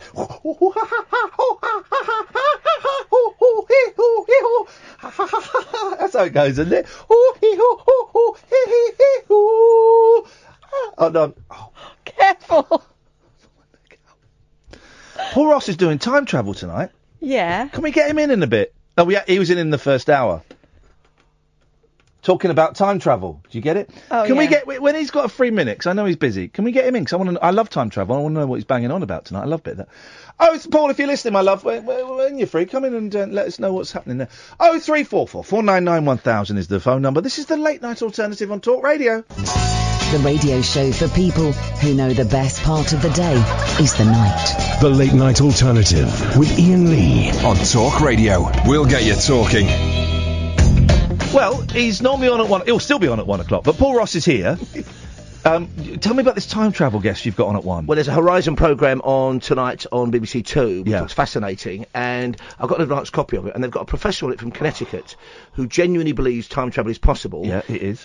He wants to believe in it because, for a very emotional reason, but he's talking about wormholes, maybe using black holes, harnessing quarks and different kinds of quantum physics, Yeah. going to parallel universes, Yeah. but he's a confirmed academic, and he wants to go back in time because he lost his father at a very young age, and he wants to make that not have happened in his life. Now, the philosophical questions alone in that are astonishing, but the physics, I mean, and he's very good. He's a kind of educator, this guy, they've told me. Yeah. Because we spoke to the kind of people at the university. They said, oh, he's very good. He'll lay it out very simply for you. And they said, and whether you believe it or not is then up to you. Yeah. So I cannot wait to speak to him. But right, because I'm obsessed with time travel movies, right? Me and someone are talking about doing a podcast about time, because I love it. Have you read the Heinlein short story, By His Bootstraps? No. You would love that. It's Robert, what's his name? Anson. What a weird middle name. Yeah. What's it called? It's called By His Bootstraps. Right, all right. It's like The Sound of Thunder from Ray Bradbury. That's Yeah. a brilliant one as well. Right, because it can't work in this instance because his dad is dead. So if it worked, it means his dad would be alive. And he'll never discover time travel because he won't need to. Exactly. But also, if he's going to a parallel universe, that's a whole different kettle of fish. Because in a parallel universe, his dad is alive, and his dad's a woman, and his dad's died. So he can go to a parallel universe. But then, what's he going to do with him that's already in that parallel universe? Well, that's why you're meant not to kind of go back to a time when you were there. Yeah. So maybe he'll find, because one of the other theories is you can go back, but only, well, the two theories. One is you may be able to go into the future. Yeah. How that works, I've got no idea. I've had that explained to me about 4 times. I'm none the wiser, and my head starts to spin. Yeah. But going back into the past, you'd have to go before you were born. Yeah. Is what they're talking about. So we're talking about that on the show tonight, and the usual old tosh. I don't care about that rubbish. I don't care. I'll give you his number, though. Get him on your show. What if he goes back in time and he killed his dad? What if he goes back in time? He is his dad? That's just dark again, Kath. You've taken us to a bad place. Paul, I think you've got to go and do a little pre-record. Thank you, Paul. Paul will be on at 1 o'clock. He'll come back in before the end of the show, but I just wanted to pick his brains. I love time travel. I love it. I know you do. I don't like this pain in this neck. I tell you, here's the thing. My neck is, honestly, it's killing me. And that coupled with the fact I've forgotten how to sleep. The last Friday night, Saturday night, Sunday night, I've just not been able to sleep. I can't sleep. I can't fall asleep. Listening to the most god-awful local radio presenter last night. Oh, gosh. And not even that did it. Oh, God. I cannot fall asleep. And then, if I do fall asleep, I'm waking up I'm having these terrible anxiety dreams, and it's all around buying this house. But the other night, I dreamt that my dad was back from the dead and was trying to put me in a mental institution, and I fought him off. And then I saw my mum, and she said, "Oh, it's terrible. Come with me. I'll keep you safe." And then she was dragging me towards my dad. A trick. And I was running really slowly, and all these people from my life were just coming out trying to get me in a mental. constantly dreaming about moving. Oh, it's just so. I just want to sleep. I just want to sleep, and I just want to be able to turn my neck. That's it, guys. That's all I want. What's the problem? What's the problem with that, huh? I just want to sleep and turn my neck. What's wrong with that? For crying out loud. 0344 499 1000 is the telephone number. I had mussels for my lunch. Oh. Yeah. That's a lot of hard work for very, very little. What did you have them for? I was out with the boys. It's our tea. It's about 4:30. We stopped at this nice place in Windsor. Just sat outside. It was a lovely day. And they wanted pizzas, but then they saw for starters. They're like into starters. I'm like, I don't want to get starters, really. And they said mussels. And it was mussels in white wine and creamy sauce. Mm-hmm. And I went, oh, do you know what? I'm not that hungry. I'll get mussels. These boys will have pizza. I'll get mussels, and they can dig into the mussels as they want. Have they had them before? Well, this is what I thought they had. And then they came, and my eldest said, I don't like the look of them. I said, you've had them before, haven't you? He said, no. I said, right, you told me you wanted these, so I assumed that you'd had them. He went, I've never. So he had one, and he spat it out. My youngest loved them, right? The youngest was Wellington, so he's going between... Does he also like eating his own bogies? Yes, he does. Of course. So he's going from pizza to mussels to... He was in his element. But you have these mussels, and I don't get... So there's this lovely sort of creamy sauce all over them, but it's all over the shells. Right. Right. The shells are open, though, aren't they? The shells are open, but it's all over the... So then you got to get a fork, and you got to get... With a fork, you got to get this tiny little phlegm thing out, and you eat it, and it's one of those meals where I think you use up more calories getting that bit out than you get from eating it. So you're actually losing weight whilst eating it. And it was real. I'm eating it thinking, this isn't unpleasant, but then again, it's not pleasant either. It was just all right. It's just pointless. It's like those little tasks they give, in Monkey World. Rather than just feeding them, yeah, they'll put the banana or the fruit inside something. A lady's bum. Inside like a hollowed out ball or something that they have to find, and that's what they've done to you there. Yeah, kept you busy. It was. I just didn't get it. I did not get the point of mussels. It wasn't satisfying. Wasn't filling. A waste of £8. I spent the whole afternoon yesterday making a paella that no one ate. Oh God, paella looks disgusting. Oh, it's so good. Actually, it's paella. Paella. But there's not. Yeah, whatever, mate. I thought you could speak the lingo. Paella. Anyway, it was a disappointing lunch. I've still got some paella in the fridge if you want some. No, it looks flipping awful. And I treated myself to a banana split on Sunday night. Did you? The Saturday night. Cheeky. Yeah. I went to have a banana split. Right? Is this possible? So I went and I went in these big ice cream parlours. I said, have a Coke, tap water, and a banana split. And I was fine. I sat down, all of them came, drank some Coke, down the water, finished the banana split, and as soon as I finished it, I went to, I parted my cheeks to break wind. Oh my God, Ian. I stopped immediately because I sensed danger. I went to the bathroom, and I had I'm not saying this for a cheap laugh, right? But it was like Pebble Dash. I had the runniest... it was awful, right? Was I poisoned by them? Can it happen that quickly? No, I don't think so. Well, hang on a minute. You don't think so? No, it takes a while for it to digest. I hadn't eaten anything else that day. Right? Probably because you were sickening for something. No, actually, I had eaten... I'd had omelette and chips earlier that day. From that calf. No, it wasn't that. Because I felt all good, right? I think, surely, because if you put Novichok, the poison that's killed this unfortunate lady, right? And there's a guy ill, and the Novichok, right? Just a drop of that on your skin. I heard this from an expert, so this isn't even made up, like most of this rubbish is. A drop of it on your skin is absorbed. Within 5 minutes, you're ill. Yeah. Right? So the same could be said for either dirty preparation services for a banana split, or I think it was the water. I think it was a dirty glass, because she was cleaning out with the tap. She was cleaning out like a big, like those sort of big bleach bottles. Like she was cleaning that out, and then she just used that to get my water.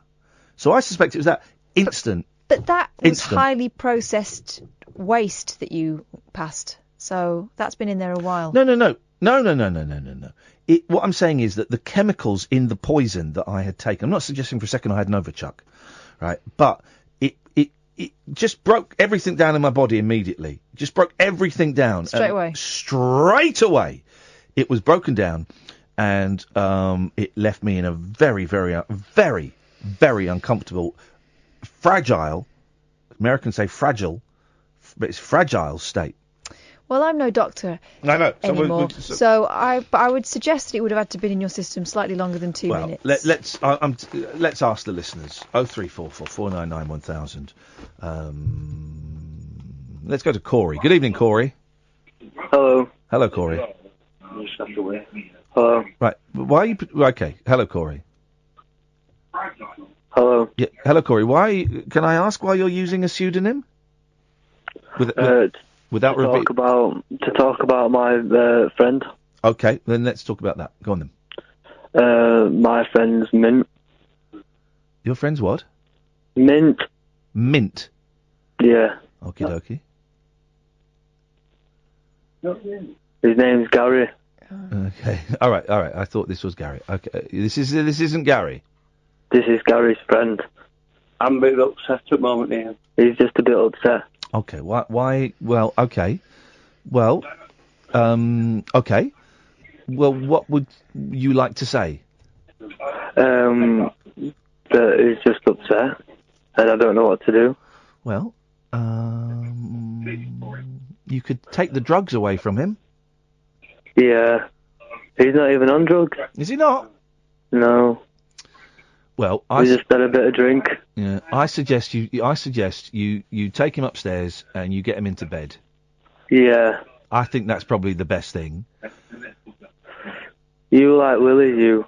Oh my God, Right, I like Willies. Right, there you go. That's. I noticed that Gary's on Twitter saying he's suicidal, and people are kindly giving him advice and suggestions of, the number for the Samaritans, which we'll give out in a second. And so when Gary's number came up on the screen and name flashed up, that's why I thought it was a pseudonym, because they sounded very similar, Corey and Gary, in their accent. And when I try and offer some kind of contact with someone, I get told I like Willies. Yeah, did you hear what Gary said in the background? Minge. Okay. Classy. Well, Gary, I'm making the decision. You're blocked on Twitter, and I don't think this show can offer you any support anymore. We've tried, man. We've tried, and I consider it a personal failing that we have been unable to connect in a way that I like to think we can connect. So I'm going to block you on Twitter, mate. I'm going to ask you not to call this show anymore. If you do call the show, your call won't be answered, and you won't get on the air. I don't know about the rest of the shows. That's not up to me, but you won't get on my show. Here's one number that you can call, and they will never turn you away, and this is for anyone. This is the Samaritans. They are free. I have used the Samaritans myself a handful of times when I've been at my lowest, and they have been absolutely incredible. They're not for everyone. I've had a few people email me saying, well, I tried the Samaritans and it didn't do it for me. Hey, that's cool. It's just a suggestion. The number for the Samaritans is, it's really simple, 116 123. 116 123. Dead simple. It's free. It may take a few rings to get through. They're volunteers, and they can't give you advice, but they cannot hang up on you either. This is the Late Night Alternative on Talk Radio. The Late Night Alternative with Iain Lee on Talk Radio. We have ways of making you talk.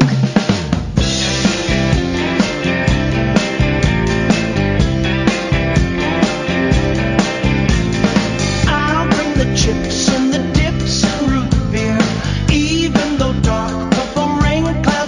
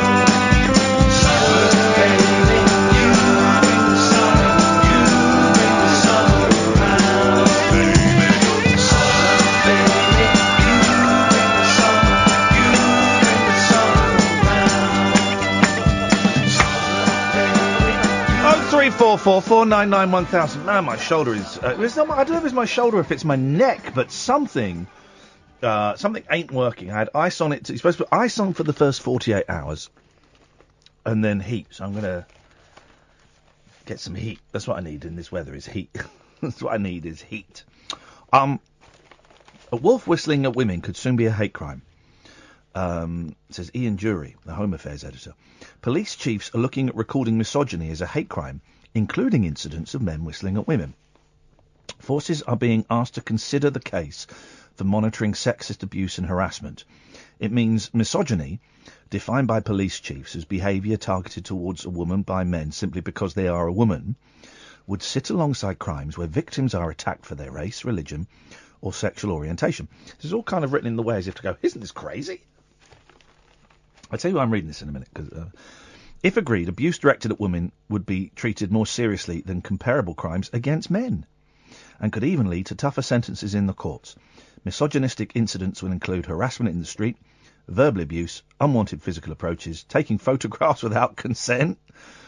That's not a crime already? What? I'm laughing because it's like, why? That's obvious. Or sending unwanted text messages. Nottinghamshire Police began trialling the scheme in July 2016 and were followed by a handful of other forces. Now recording misogyny as a hate crime could be rolled out across all 43 forces.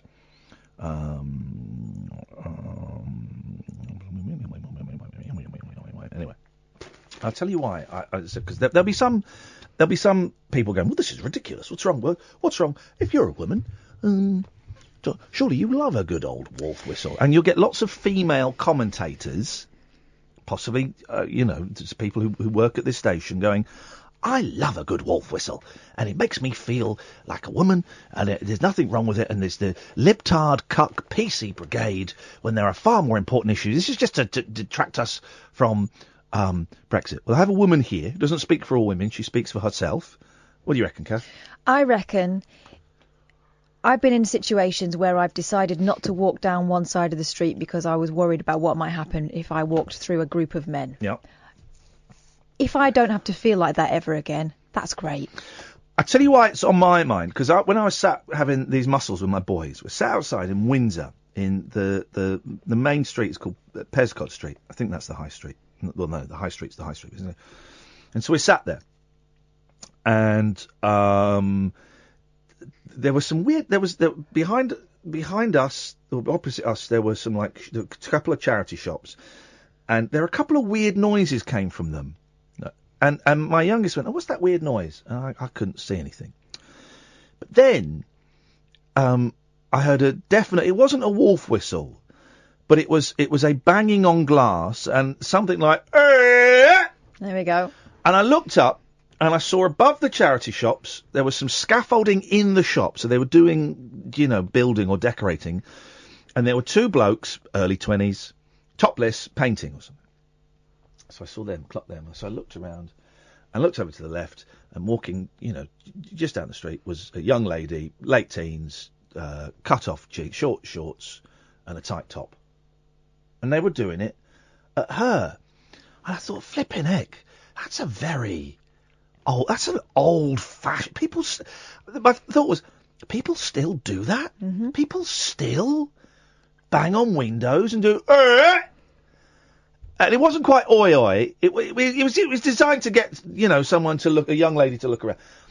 I thought people are still doing that, and these two blokes up in this thing were pissing themselves, and I was embarrassed. I was embarrassed for this woman. I don't think she noticed it. That actually isn't important. I don't think, but she probably did notice it. She might have done. I was embarrassed for my boy. My boys didn't clock it, but I was embarrassed for my boys to see. Toxic masculinity being played out like that, literally yards from us. They didn't spot it. They were, one of them was reading a book on how to make squishies. Oh, right. He bought a book went to buy comics, and he ends up with a book for a tenner on how to make squishies. So we've bought lots of sponges, and I've had to order some bouncy paint. What's this paint called? It's special paint. I don't know. I've had to order this special paint on, I've typed in amazing instead of Amazon. There's a special paint which Robert and Ray, I'll come to you in a minute, I promise. Let me just see what this paint is called, because it's going to annoy me. It's not got the thing. Anyway, so my beautiful eldest son has got reading this book on how to make squishies. Daddy, do you know where we can buy sponges anywhere? I said, there's Robert Dyer's just there. We'll get you some. And my other son was alternating between mussels and pizza. And these two, you know, and I'm going to be honest, I remember once when I was 18 coming into London and we were driving for the first time. I wasn't driving and we leant out of the window, cheer up, love. And my mate was driving, went into the back of a van. And I remember doing it, and I did it, and we thought it was funny. We didn't think beyond our own, you know, laughter. We thought it was funny. The question is, why is it funny? Because you know it's a bit out of order. Yeah. It was wrong. Totally wrong. And I cringed with embarrassment. And seeing them doing it, I just think, Jesus, people are still doing that. You know, still. I think that's the only time I've ever done it to a woman. I was embarrassing my kids the other day as we were driving around to go to their cousins, just, you know, driving down busy streets and leaning, just opening the go, good afternoon, sir. My boys are in the back going, oh, Dad, stop it. I'm going to do it to anyone in particular. Good afternoon, sir. But I don't know, maybe there's a similarity in that. I don't know. It's never one bloke. Yeah. And one woman. It's always a bunch of blokes. Yeah. So that to me suggests you wouldn't do it if you're on your own because you know that it's not fair. Yeah. I told you when I was walking down the North London, going to the gym with my wife, I think we were married at the time, and we had to walk through a group of builders, right, to get to the gym. About 6 of them. And my wife was going first, and I was slightly behind her, but we were together. And one of them nudged a couple of his mates and did that, have a look at that, and they started staring at my wife's arse. I could have left it, and I didn't. And I went, steady on, fellas, that's my wife. Or my girlfriend, I don't know what it was. That's steady on, fellas. That's out of order, something like that. And they started having a go at me. Of course they did. Because I was like a queer or whatever. Because they were in a pack. Yeah. And very quickly, I mean, I was out of my depth. They could have battered the crap out of me. But I kind of sensed it wasn't going to turn violent. It was just going to get aggressive. Steady on, fellas. Yeah, that's out of order. Hey, we're doing what? I said, no, you effing won't do what you want. You'll have a little bit of respect. And as we're walking further away, and they're still shouting at me, and this is the greatest put down I've ever had, and I had no comeback from it. He went, why don't you F off, Glenn Miller? I've never known why he's called me Glenn Miller. Didn't you have an army jacket on? No, it was green. I don't know if it was army. Well, but Glenn Miller they're not massive detail fans, these guys. I didn't realise that they were big band fans, but they seem to know Glenn Miller. I once told, there was two blokes on the opposite side of the road, and I was walking to my friend's house really early in the morning, this is as well, so I don't know where they'd been, but I suspect they'd not been home all night. And walking over to my mates, I had a picnic basket, we were going out for the day. These two blokes, oh, it's sexy! And I don't know where it came from, but I found myself jettisoning the word winker over the other side, because I just thought, piss off, how dare you? But anyway, he got violent. Really? Yeah, he threatened to come over and batter me. Straight away, yeah. Straight away. Because I'd embarrassed him in front of his friend. His friend was wetting himself. No, you can't shout out. You can't. The wolf whistle. It's the fact that they expect to shout something out and you have to just take it. And the wolf whistle, the reason there's still an affection for it, although I haven't heard a wolf whistle in years. That's a wolf whistle, isn't it? It's because it's like very Carry On, very 70s, very Sid James as a 55-year-old man and a fit 20-year-old woman. And so we kind of got this affection for it as a nation. But it's some sort of appreciation. Yeah. But it's wrong. And anybody that comes on and defends it, be they male or female, they can only speak for themselves. As someone who would, you'll get men going, well, I wouldn't mind it if a load of women did. That doesn't happen. A load of women are not going to gang up and overpower you.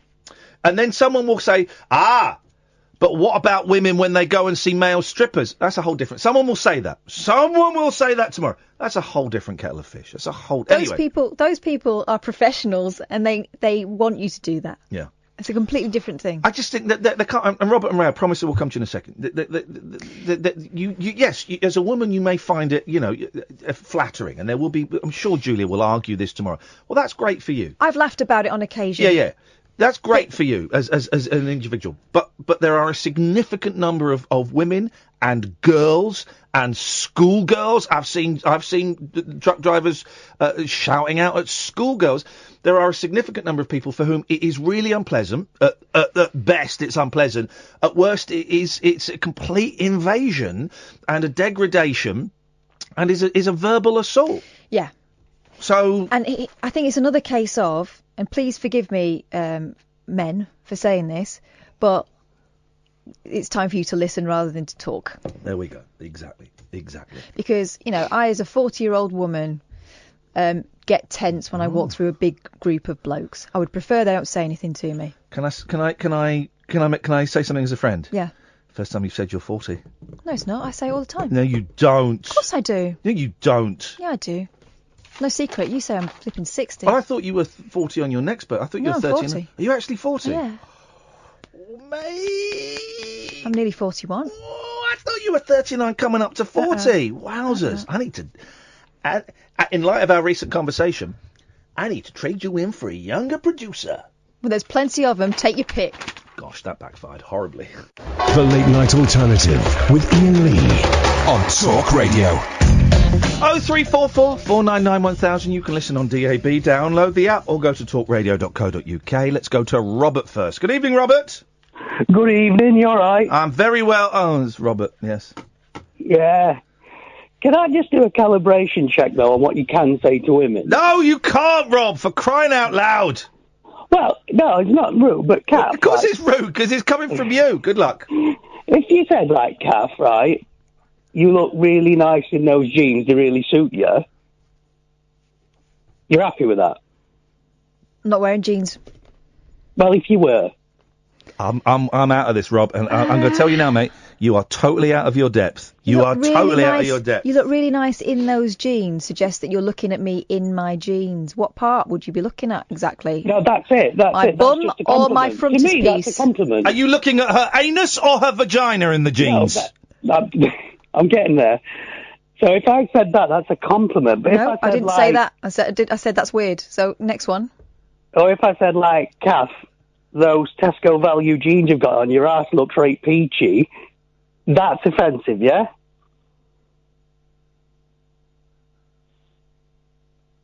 Because the Tesco value, but they fit your ass, not like a bag of sand. I'm saying they look good.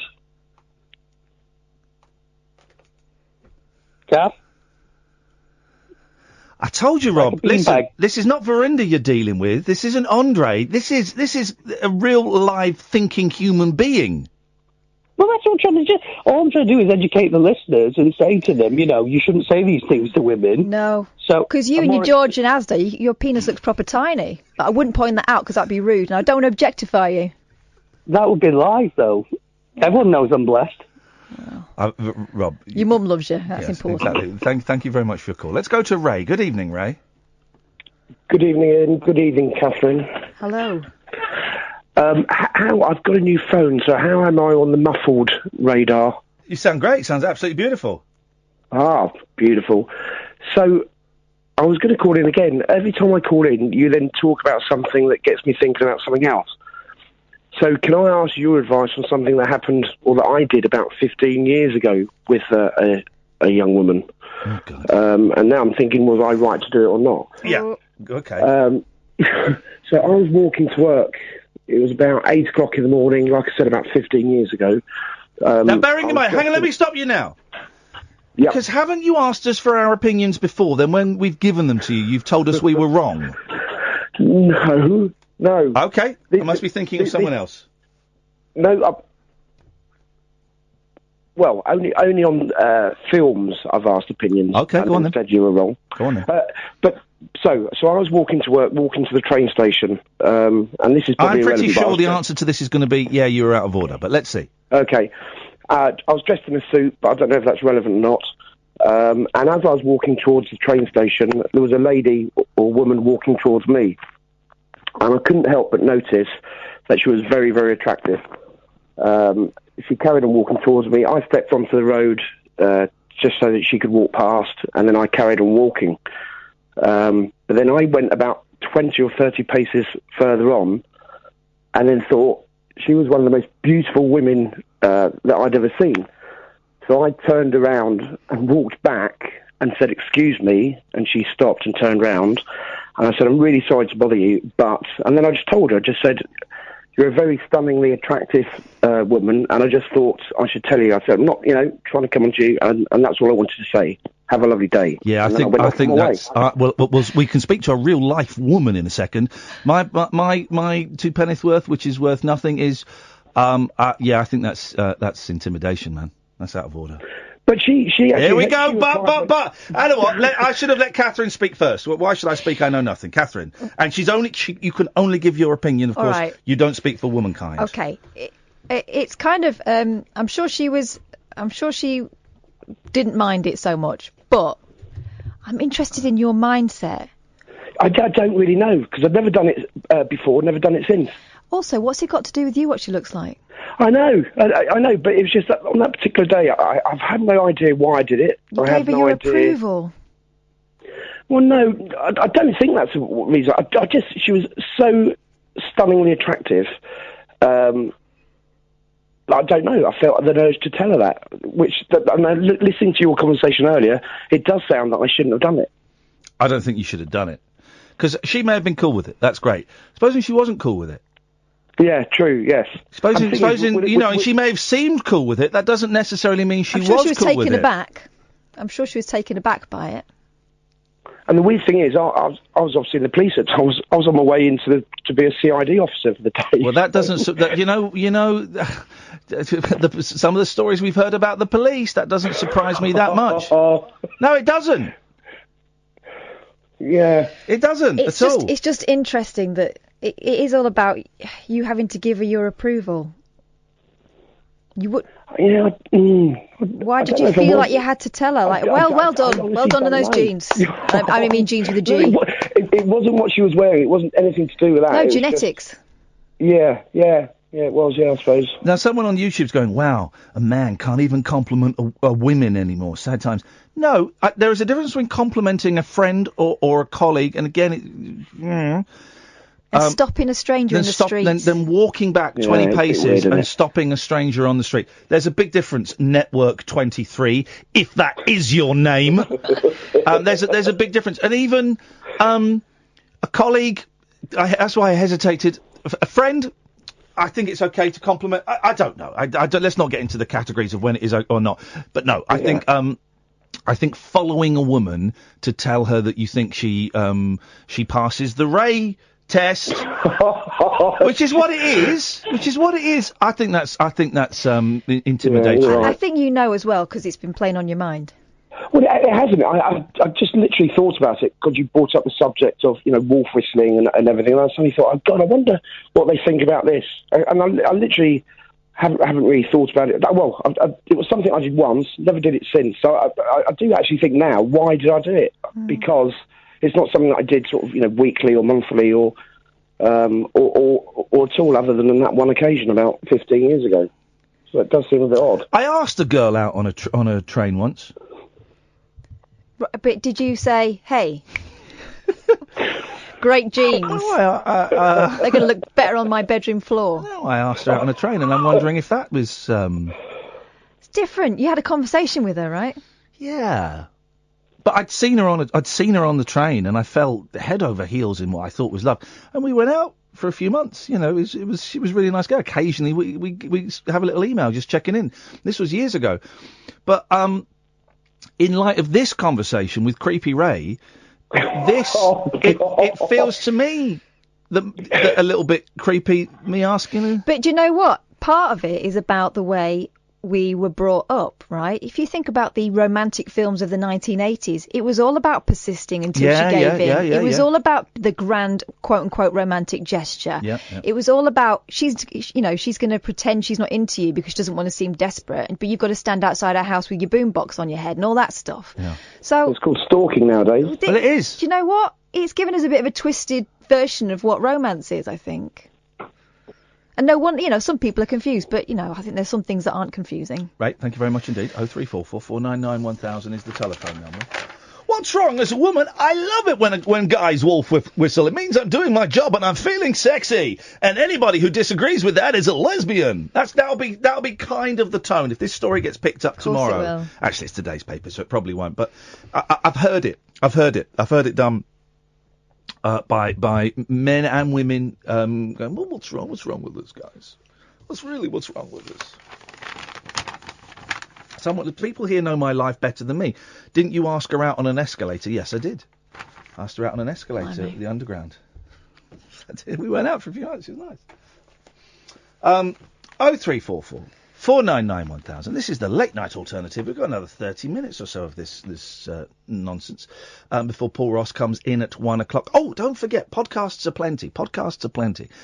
There is a best of podcast that Katherine puts together, a 30-minute little teaser, which you heard a couple of our callers previously mention. And that comes out sort of 6, 7 o'clock, 8 o'clock in the evening every single day. And if we have a guest, there will be 2 podcasts. Don't tell the squares that do the podcasts, because they want us to do less podcasts. And instead we're doing... No, they want us to do less. They actually want us to do less than the number that we're doing now. So we do at least 5 a week, sometimes 10 if we have guests. And they want us to do like 1 a week, which is significantly less. So I think you'll agree. So get them while you can before the suits squeeze them out of us.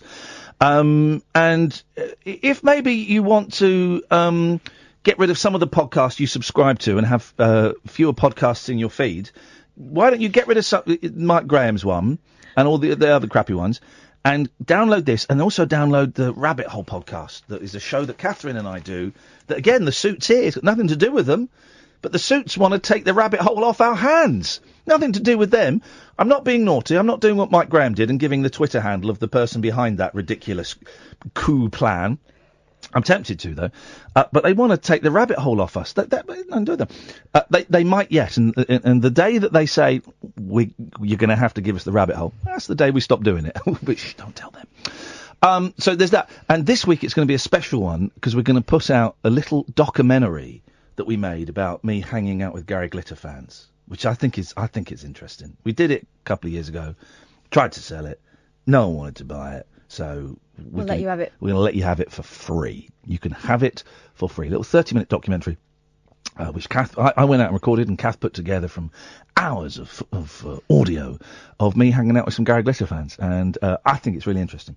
0344 499 1000, the late night alternative on Talk Radio. The late night alternative with Iain Lee, on air and off the leash on Talk Radio.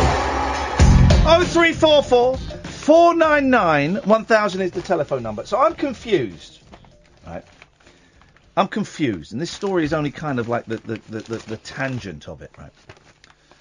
So there was that story a little while ago, last year, of that model that was kidnapped, except she wasn't kidnapped. It was all made up, and it was just a story about her getting kidnapped and being sold online as a sex. But she wasn't. It was all made up, and it went to court to prove that it was all made up. But then it turns out that it wasn't made up, because the fella did kidnap her, did try, and I didn't really follow that case as closely as perhaps I should have done, because my life was falling apart. But the fella did kidnap her, did try and sell her as a sex slave, I guess on the dark web, because he was found guilty and was sent to prison for it. And all the papers were calling her out as a liar and a fantasist. And a wannabe. Just because she is, an attractive model, and it seems to be that if people are attractive, we respect their integrity a little less, and particularly if they're an attractive person that takes off their clothes for whatever reason, but does it in front of cameras and things. We certainly, even though a lot of these newspapers make their money from women, attractive women who take off their clothes, they're obviously liars and they're fantasists, and it's nonsense. And when a story is as far-fetched as that, as an attractive model being kidnapped and sold on the... Well, it's obviously nonsense. They'll do anything for money, those people. So I didn't see all of the big stories, though, and maybe I missed them, saying... it turns out it was true, and we're really sorry, and she was, and this is the idiot that did it. This is the bloke, and I think I read one article, but it was by no means as big as the other articles. Because it was casting everywhere. a doubt on it, yeah. I don't understand. I might have missed it, because I must admit I haven't followed that story as closely. And that's the thing. If I didn't look at the papers every single day, as I do for this show, go through the tabloids every single day, just to get the quirky, silly stories. If I didn't, all I would have had were the front page headlines about this fantasist woman who'd made up a story about being kidnapped. And a few years down the line, you and I would be going, do you remember that woman who faked being kidnapped? Oh, God, yeah, what happened to her? She was going to be sold on the dark web, wasn't she? I remember that. We were phoning about it 5 years down the line. If we hadn't been looking in the papers every single day, we wouldn't have got the fact that she wasn't a fantasist. She was put through an horrific, hideous ordeal and then doubted by an entire nation for months. And the doubt was based on the fact that she allowed more pictures to be taken of herself. And Is that what it was? Gave interviews and things. But this is someone who's trying to make a career for herself and had come through something and, was quite a fresh-faced person. Yep. She's 21, she's a kid. I just think she was probably badly advised. Anyway, here's page 16, so it's an even number. If you notice that they always put the stories that aren't that important on the even numbers, because no one looks at you. You got paper, you look to the right. That's why page 3 is boobs. So it's not so much now, but that's why, because you look there. No one looks to the left. It's always to the right. Simple thing. So page 16, it takes up less than a third of the page. Chloe's Netflix, and there's a tiny picture of her in a bra. Kidnap case model eyes up new career. Model Chloe Ailing. Hang on a second. Kidnap case. So not kidnap survivor. No. Model. Do you know what? I'm going to... tomorrow, I'm going to be in bed because I can't move. I'm going to read up on this young lady, and we'll talk about her a bit more on tomorrow's show. And because I'd be keen to know the actual inside of the story. So remind me tomorrow. Send me a text to remind me, because I'll forget. I'm going to do a little bit of research about Chloe Ailing. So model Chloe Ailing is trying to recast herself as an actress after holding talks with TV giants. She's 21, man. She's got the rest of her life ahead of her. The former topless model,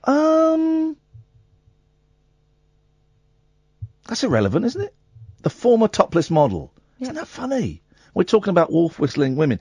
It's cultures like this. It's, it's the page 3, which I think the Star still does. Let's remind ourselves that she was kidnapped and held for 6 days in a remote farmhouse. There we go. People filmed. The former topless model, 21, is now pursuing a different career after her kidnapper, Lukas Herber, was jailed last month for 16 years. Since the conclusion of the trial in Milan... we're getting so much information from this. Some of it irrelevant, some of it not. Mum of one, Chloe, has held talks with firms, including Netflix, about doing a film. Her agent, Adrian Sington, said, "We've got a major meeting with a television company. It's not just Netflix." Chloe was lured to a photo shoot in the Italian city last year.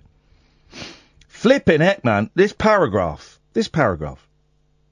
Once she arrived, she was drugged and kidnapped before being stuffed into a holdall and driven to a farmhouse near Turin. Herber, 30, told her lies about being part of a cult called Black Death, which planned to sell her for £250,000 on the dark web. She was drugged with ketamine. That's a nasty drug. They're all nasty. Chloe managed to convince Herber to release her. The bizarre circumstances around her ordeal and Herber's lies that she was in on it to raise her profile fueled rumours she was lying. But his conviction and his brother, Michael's pending trial for his alleged part in the kidnap, quashed those rumours. Chloe from Coulsdon, South London, has ruled out posing topless again. What's that got to do with it?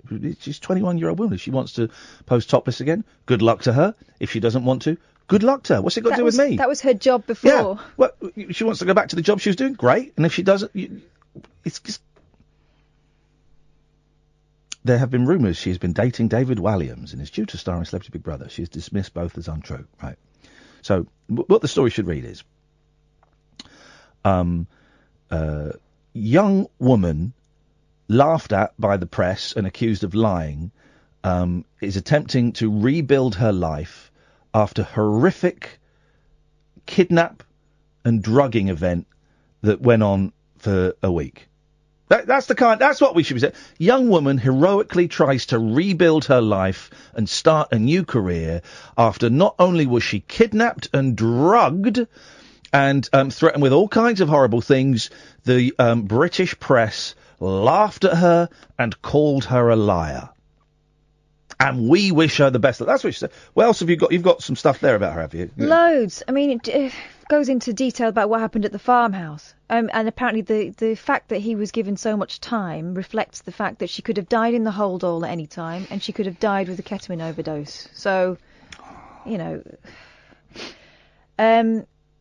She said she spent the first day and night handcuffed to the furniture crying. On the second day, Herbert asked her if she'd like to share his bed. Of course, she agreed, she says, because I'm not going to I want to stay handcuffed to the furniture.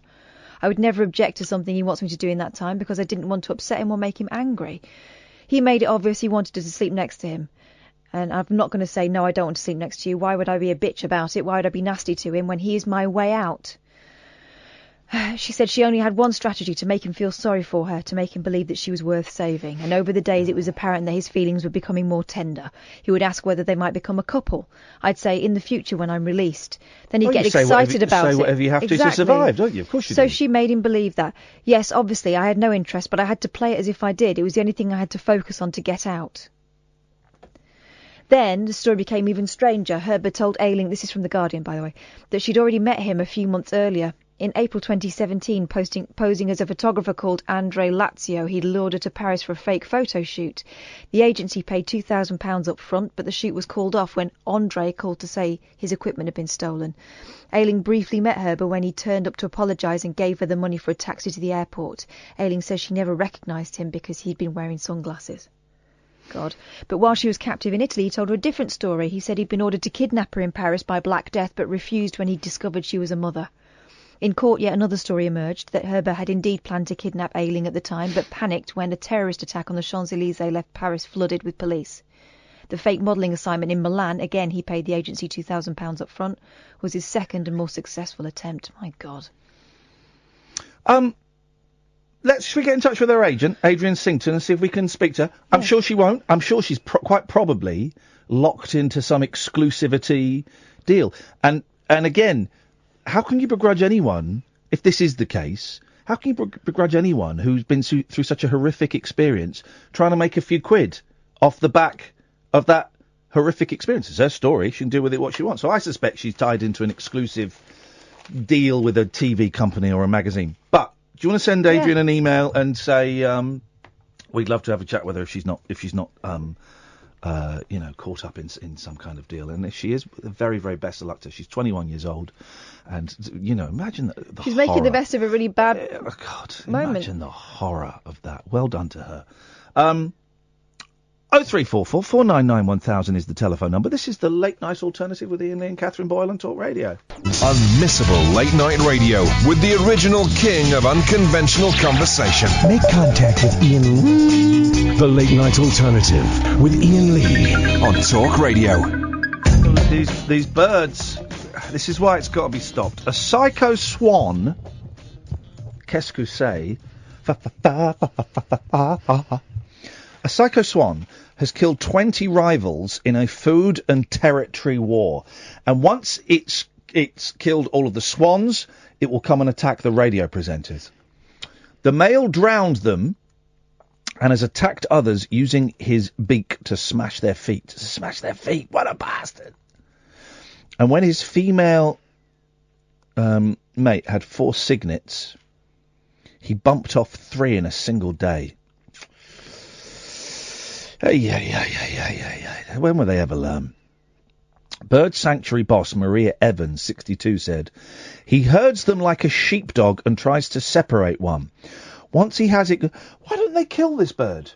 With a bolt through the neck. Once he has it cornered, he tries to drown it by standing on it or pushing it over the sluice. Sluice? Sluice. Sluice. Sluice. Sluice. Sluice. That's what I'm saying. You're saying sluice. I'm saying sluice. Say sluice. Sluice. Say loose. Say it's loose. Loose. Sluice. Sluice. I don't understand what you're... I don't understand what the joke is. I'm saying it. Well, once he has it cornered, he tries to drown it by standing on it or pushing over the sluice into a pond below. He also breaks their toes by getting them on dry land and hammering their feet. Well, this is the same technique that Paul Ross uses to get so much work. This is why he's never unemployed, because he'll push people over a sluice and jump on their toes. Some call him Mr. Nasty, but you couldn't print what I call him. Well, they could use asterisks. His bloodthirsty rampage began in February at Castle Pond, Pembroke, West Wales, where another killer swan named Hannibal left 15 sleeping with the fishes in 2010. I don't think the Sun is taking this story properly. Maria and her staff were forced to intervene when the murder rate shot up last month as the swan became a dad. They've since rescued 14 birds, some mid-attack. Well, it's one of those things, isn't it, where to save the swan population, you've got to decrease the swan population. So to save all the other swans, you've got to kill this guy. She said it's rare to have so much killing. It's partly territorial and partly because the pond's salt water means no eelgrass. Oh. This pair can't leave for food elsewhere because they have their babies, so this lack of food makes them territorial. Jesus, this is just excuse after excuse. The others can't escape as they're in molt, so don't have their flight feathers. This swan and his family are the only ones left. Maria added, and this is the woman in charge of this swan sanctuary. Maria added, sometimes swans return to the same place the next year to breed. He won't if I have anything to do with it. Oh. Flipping heck, man. Swans are vicious. Oh, look, you've done a tweet. Yeah, I did. Swans are vicious buggers, aren't they? Hate swans. Hate all birds. Swines, more like. Yeah, well, no, swines are pigs. Oh, yeah. So you can't use that. Can we get... I don't want to see that lady in a bra and pants. Let me have a look. Get rid of that. I don't need to see that. Oh. Huh? Polly Parsons. Oh, the Parsons! Feels like the show's run out of steam a little bit, and to be honest, I don't really care, because my neck is killing me so much that, yeah, it feels like the show's run out. We've got... Indulge me for a minute. I'm having one of my wobbles. I've been having a wobble for a while, where I'm beginning to think that maybe the show is it's not up to me. No, it's not up to snuff. Yeah, at the moment, I think maybe the show is kind of flagging a little bit. Is not delivering the goods. That's why I really wanted to give that Radar guy the T-shirt, because that would count for like 3,000. Oh, right, that's what this is about, is it? No, it's not at all. But that guy would count for like 3,000 listeners or something. But I just feel like... Well, actually, some of the shows after coming back from New York were kind of pumped. On Friday, you went home saying, that was a great show. What was Friday? It was a good show. Oh, was it? Okay, fine. I don't know if the listener will have picked up on the ever so slight, like if this show was a ship, it's literally like 2 degrees. We've changed the course. So 2 degrees is nothing, right? But over 100 miles, that 2 degrees is thousands of miles in terms of where you're going to end up. And I don't know if the listener has picked up on the very subtle little change that I have made, and therefore is partly inspired by listening to you when I was away, in terms of the show. I don't know, Kath. I'm having one of those wobbles where I think the show is a load of old pony. Stop it. And I don't know if it's any good, and I'm worried about my job and all of that stuff. Do you know what I mean? It's not about that. You're feeling anxious about other things. I'm feeling anxious. And you put it on the show. That's what always happens. You're right. I'm feeling anxious about this divorce, which is... So I paid my solicitors. I've got 2 solicitors, one for the divorce, one for the house. Man alive. That's fun. So I paid the solicitor for the divorce. Bearing in mind, I signed it. We did the original papers myself and my wife. So I paid her like £1,500 as like, that's your account. So you go in and you pay that, and then they... And then like, you're there. I got a letter saying, right, you owe us £250 on top of what you've paid for all the work we've done. I'm thinking, but you haven't done anything. We had a meeting, but that was covered. You haven't done anything. There's been no paperwork yet, because I did the original papers, and until they come back, But their invoice says they've done like 6.5 hours work for nearly £2,000. Wow. What? On what? On sending me a bill? Can you ask to see their workings out? I don't know. Legally, they should have to provide that. Well, I don't know what they've done, and I don't want to cause an argument. So there's the stress of that. There's the stress of, man alive, if you're going through a divorce, right, you have my utmost sympathy. It's this word. I've deliberately not talked about it, but the show's coming to an end, so sod it. And it's this word that gets bandied around. Oh, such and such have got divorced. Oh, these pop stars got divorced. Oh, did you hear the people next door got... Oh, my mum and dad got divorced. And it's this word that you bandy around. But until you're you're in it and you're staring down the barrel of it, flipping it, man, it's massive. It's so stressful and emotional and exhausting. And you got to keep smiling for the kids and all of that stuff, man. And then so compound that with then living in this room... It's a horrible room for 2 years where I've knackered the sink. I've dropped something on the sink. I've bought some ceramic paint to try and fix it, yeah. So living in this room for 2 years where I've been going mad. And no wonder I picked up again, because I've been going mad. And then the stress of buying a house. And because the divorce isn't over yet, the house is way more expensive than it should be, because I've got to pay double stamp duty. And I'm thinking, you know, if you buy a house with a partner, when one of you wakes up at 3 o'clock in the morning going, you can wake the person up next to you and go, what have we done? And I can't do that at home. I'm waking up, well, I'm getting to sleep at 3 in the morning, but I'm waking up at like 5, 6 in the morning going, oh my God! Oh, there's no one here to talk to about it. I'll just sit here and go mad on my own. So anyone who's getting a divorce or anyone who's buying a house or anyone who's stupid enough to do both of those things at the same time. Jesus, it's horrendous. So what's the double stamp duty about? Is it because it's assumed that you're some sort of it's assumed it's my second house. Yeah. This is a new rule, I think. So it's assumed this is my second property. And you're a landlord. So I've got to pay double stamp duty. It's an extra £14,000 I had to magic out of nowhere. My God. And apparently it had been explained to me before, but I'd kind of missed that. So when you get a bill saying, by the way, don't forget you owe us an extra £14,000. Excuse me? Baking powder? I beg your pardon? Let's go to Jeffrey. Good evening, Jeffrey. Oh, hello. Hello, Jeffrey. Sorry, that it's not Ian, that's Sam. No, this is Ian. Oh, Jesus, really? Turn your radio off. Sorry? Turn your radio off. Oh, yes. Do you know what I'll do, actually? It's a lot easier. I'll just walk in the other room. There you go. Is that better? No, because I can still hear the radio, and it will confuse your... Right, and what's your language? You've got Katherine there in the background, too. Yes, mate. We do the radio show together. Oh, wow. Yeah, well, yeah, I know. I'm on my way. Oh, God, you're going to... No, you'll turn it off, Jeffrey. I honestly can't find the remote control. I honestly can't. But I'm now out in the back garden. Is that better? That's perfect, Jeffrey. What would you like to say to the audience of the Late Night Alternative on Talk Radio? Oh, cool. No, nothing, man. Just... Okay, thanks very much for calling. After all that run-up. Don't worry, he thinks he's still talking to us now, Oh. so that's that. I mean, but yeah, it's stressful, man, and so it makes you question. That was it. Makes me. I can only speak for me. I can't speak for anyone else. It makes one question everything. So I'm questioning the show. I'm questioning, you know, my role as a parent. I'm questioning. No,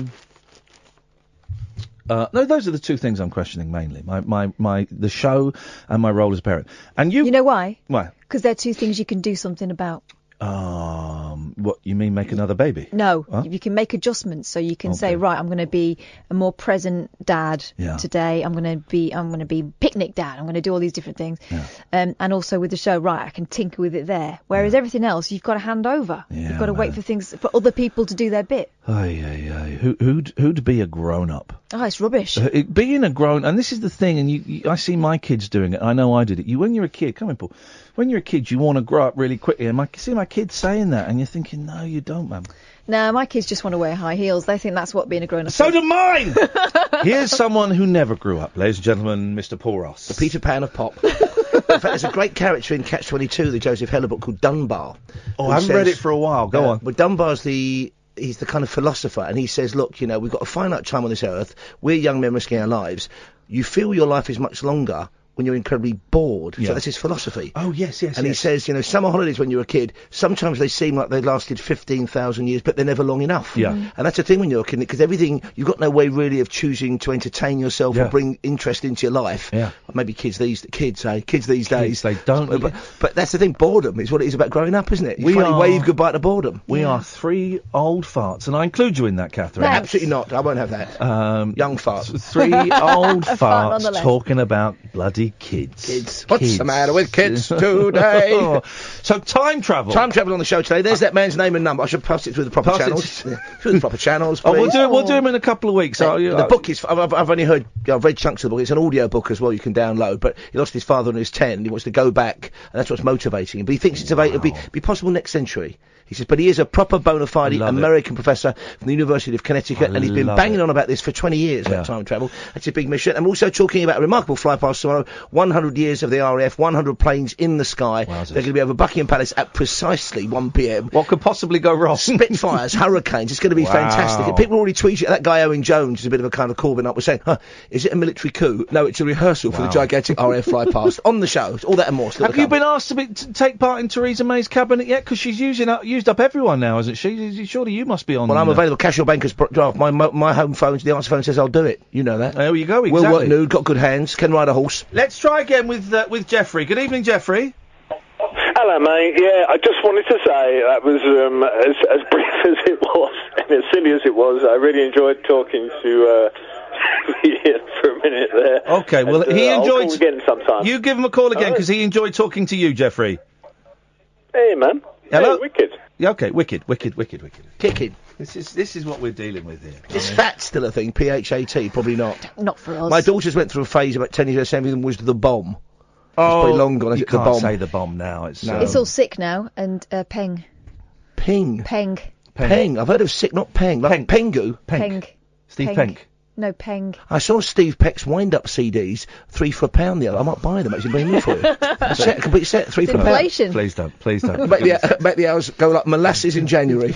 Paul Ross is on at 1 o'clock, pretty much every night this week. Oh, no, you're not, because you're going on holiday. Last one tomorrow. Yeah. Oh, fine. Well, then in that case, you know, he'll make them good ones. He always does.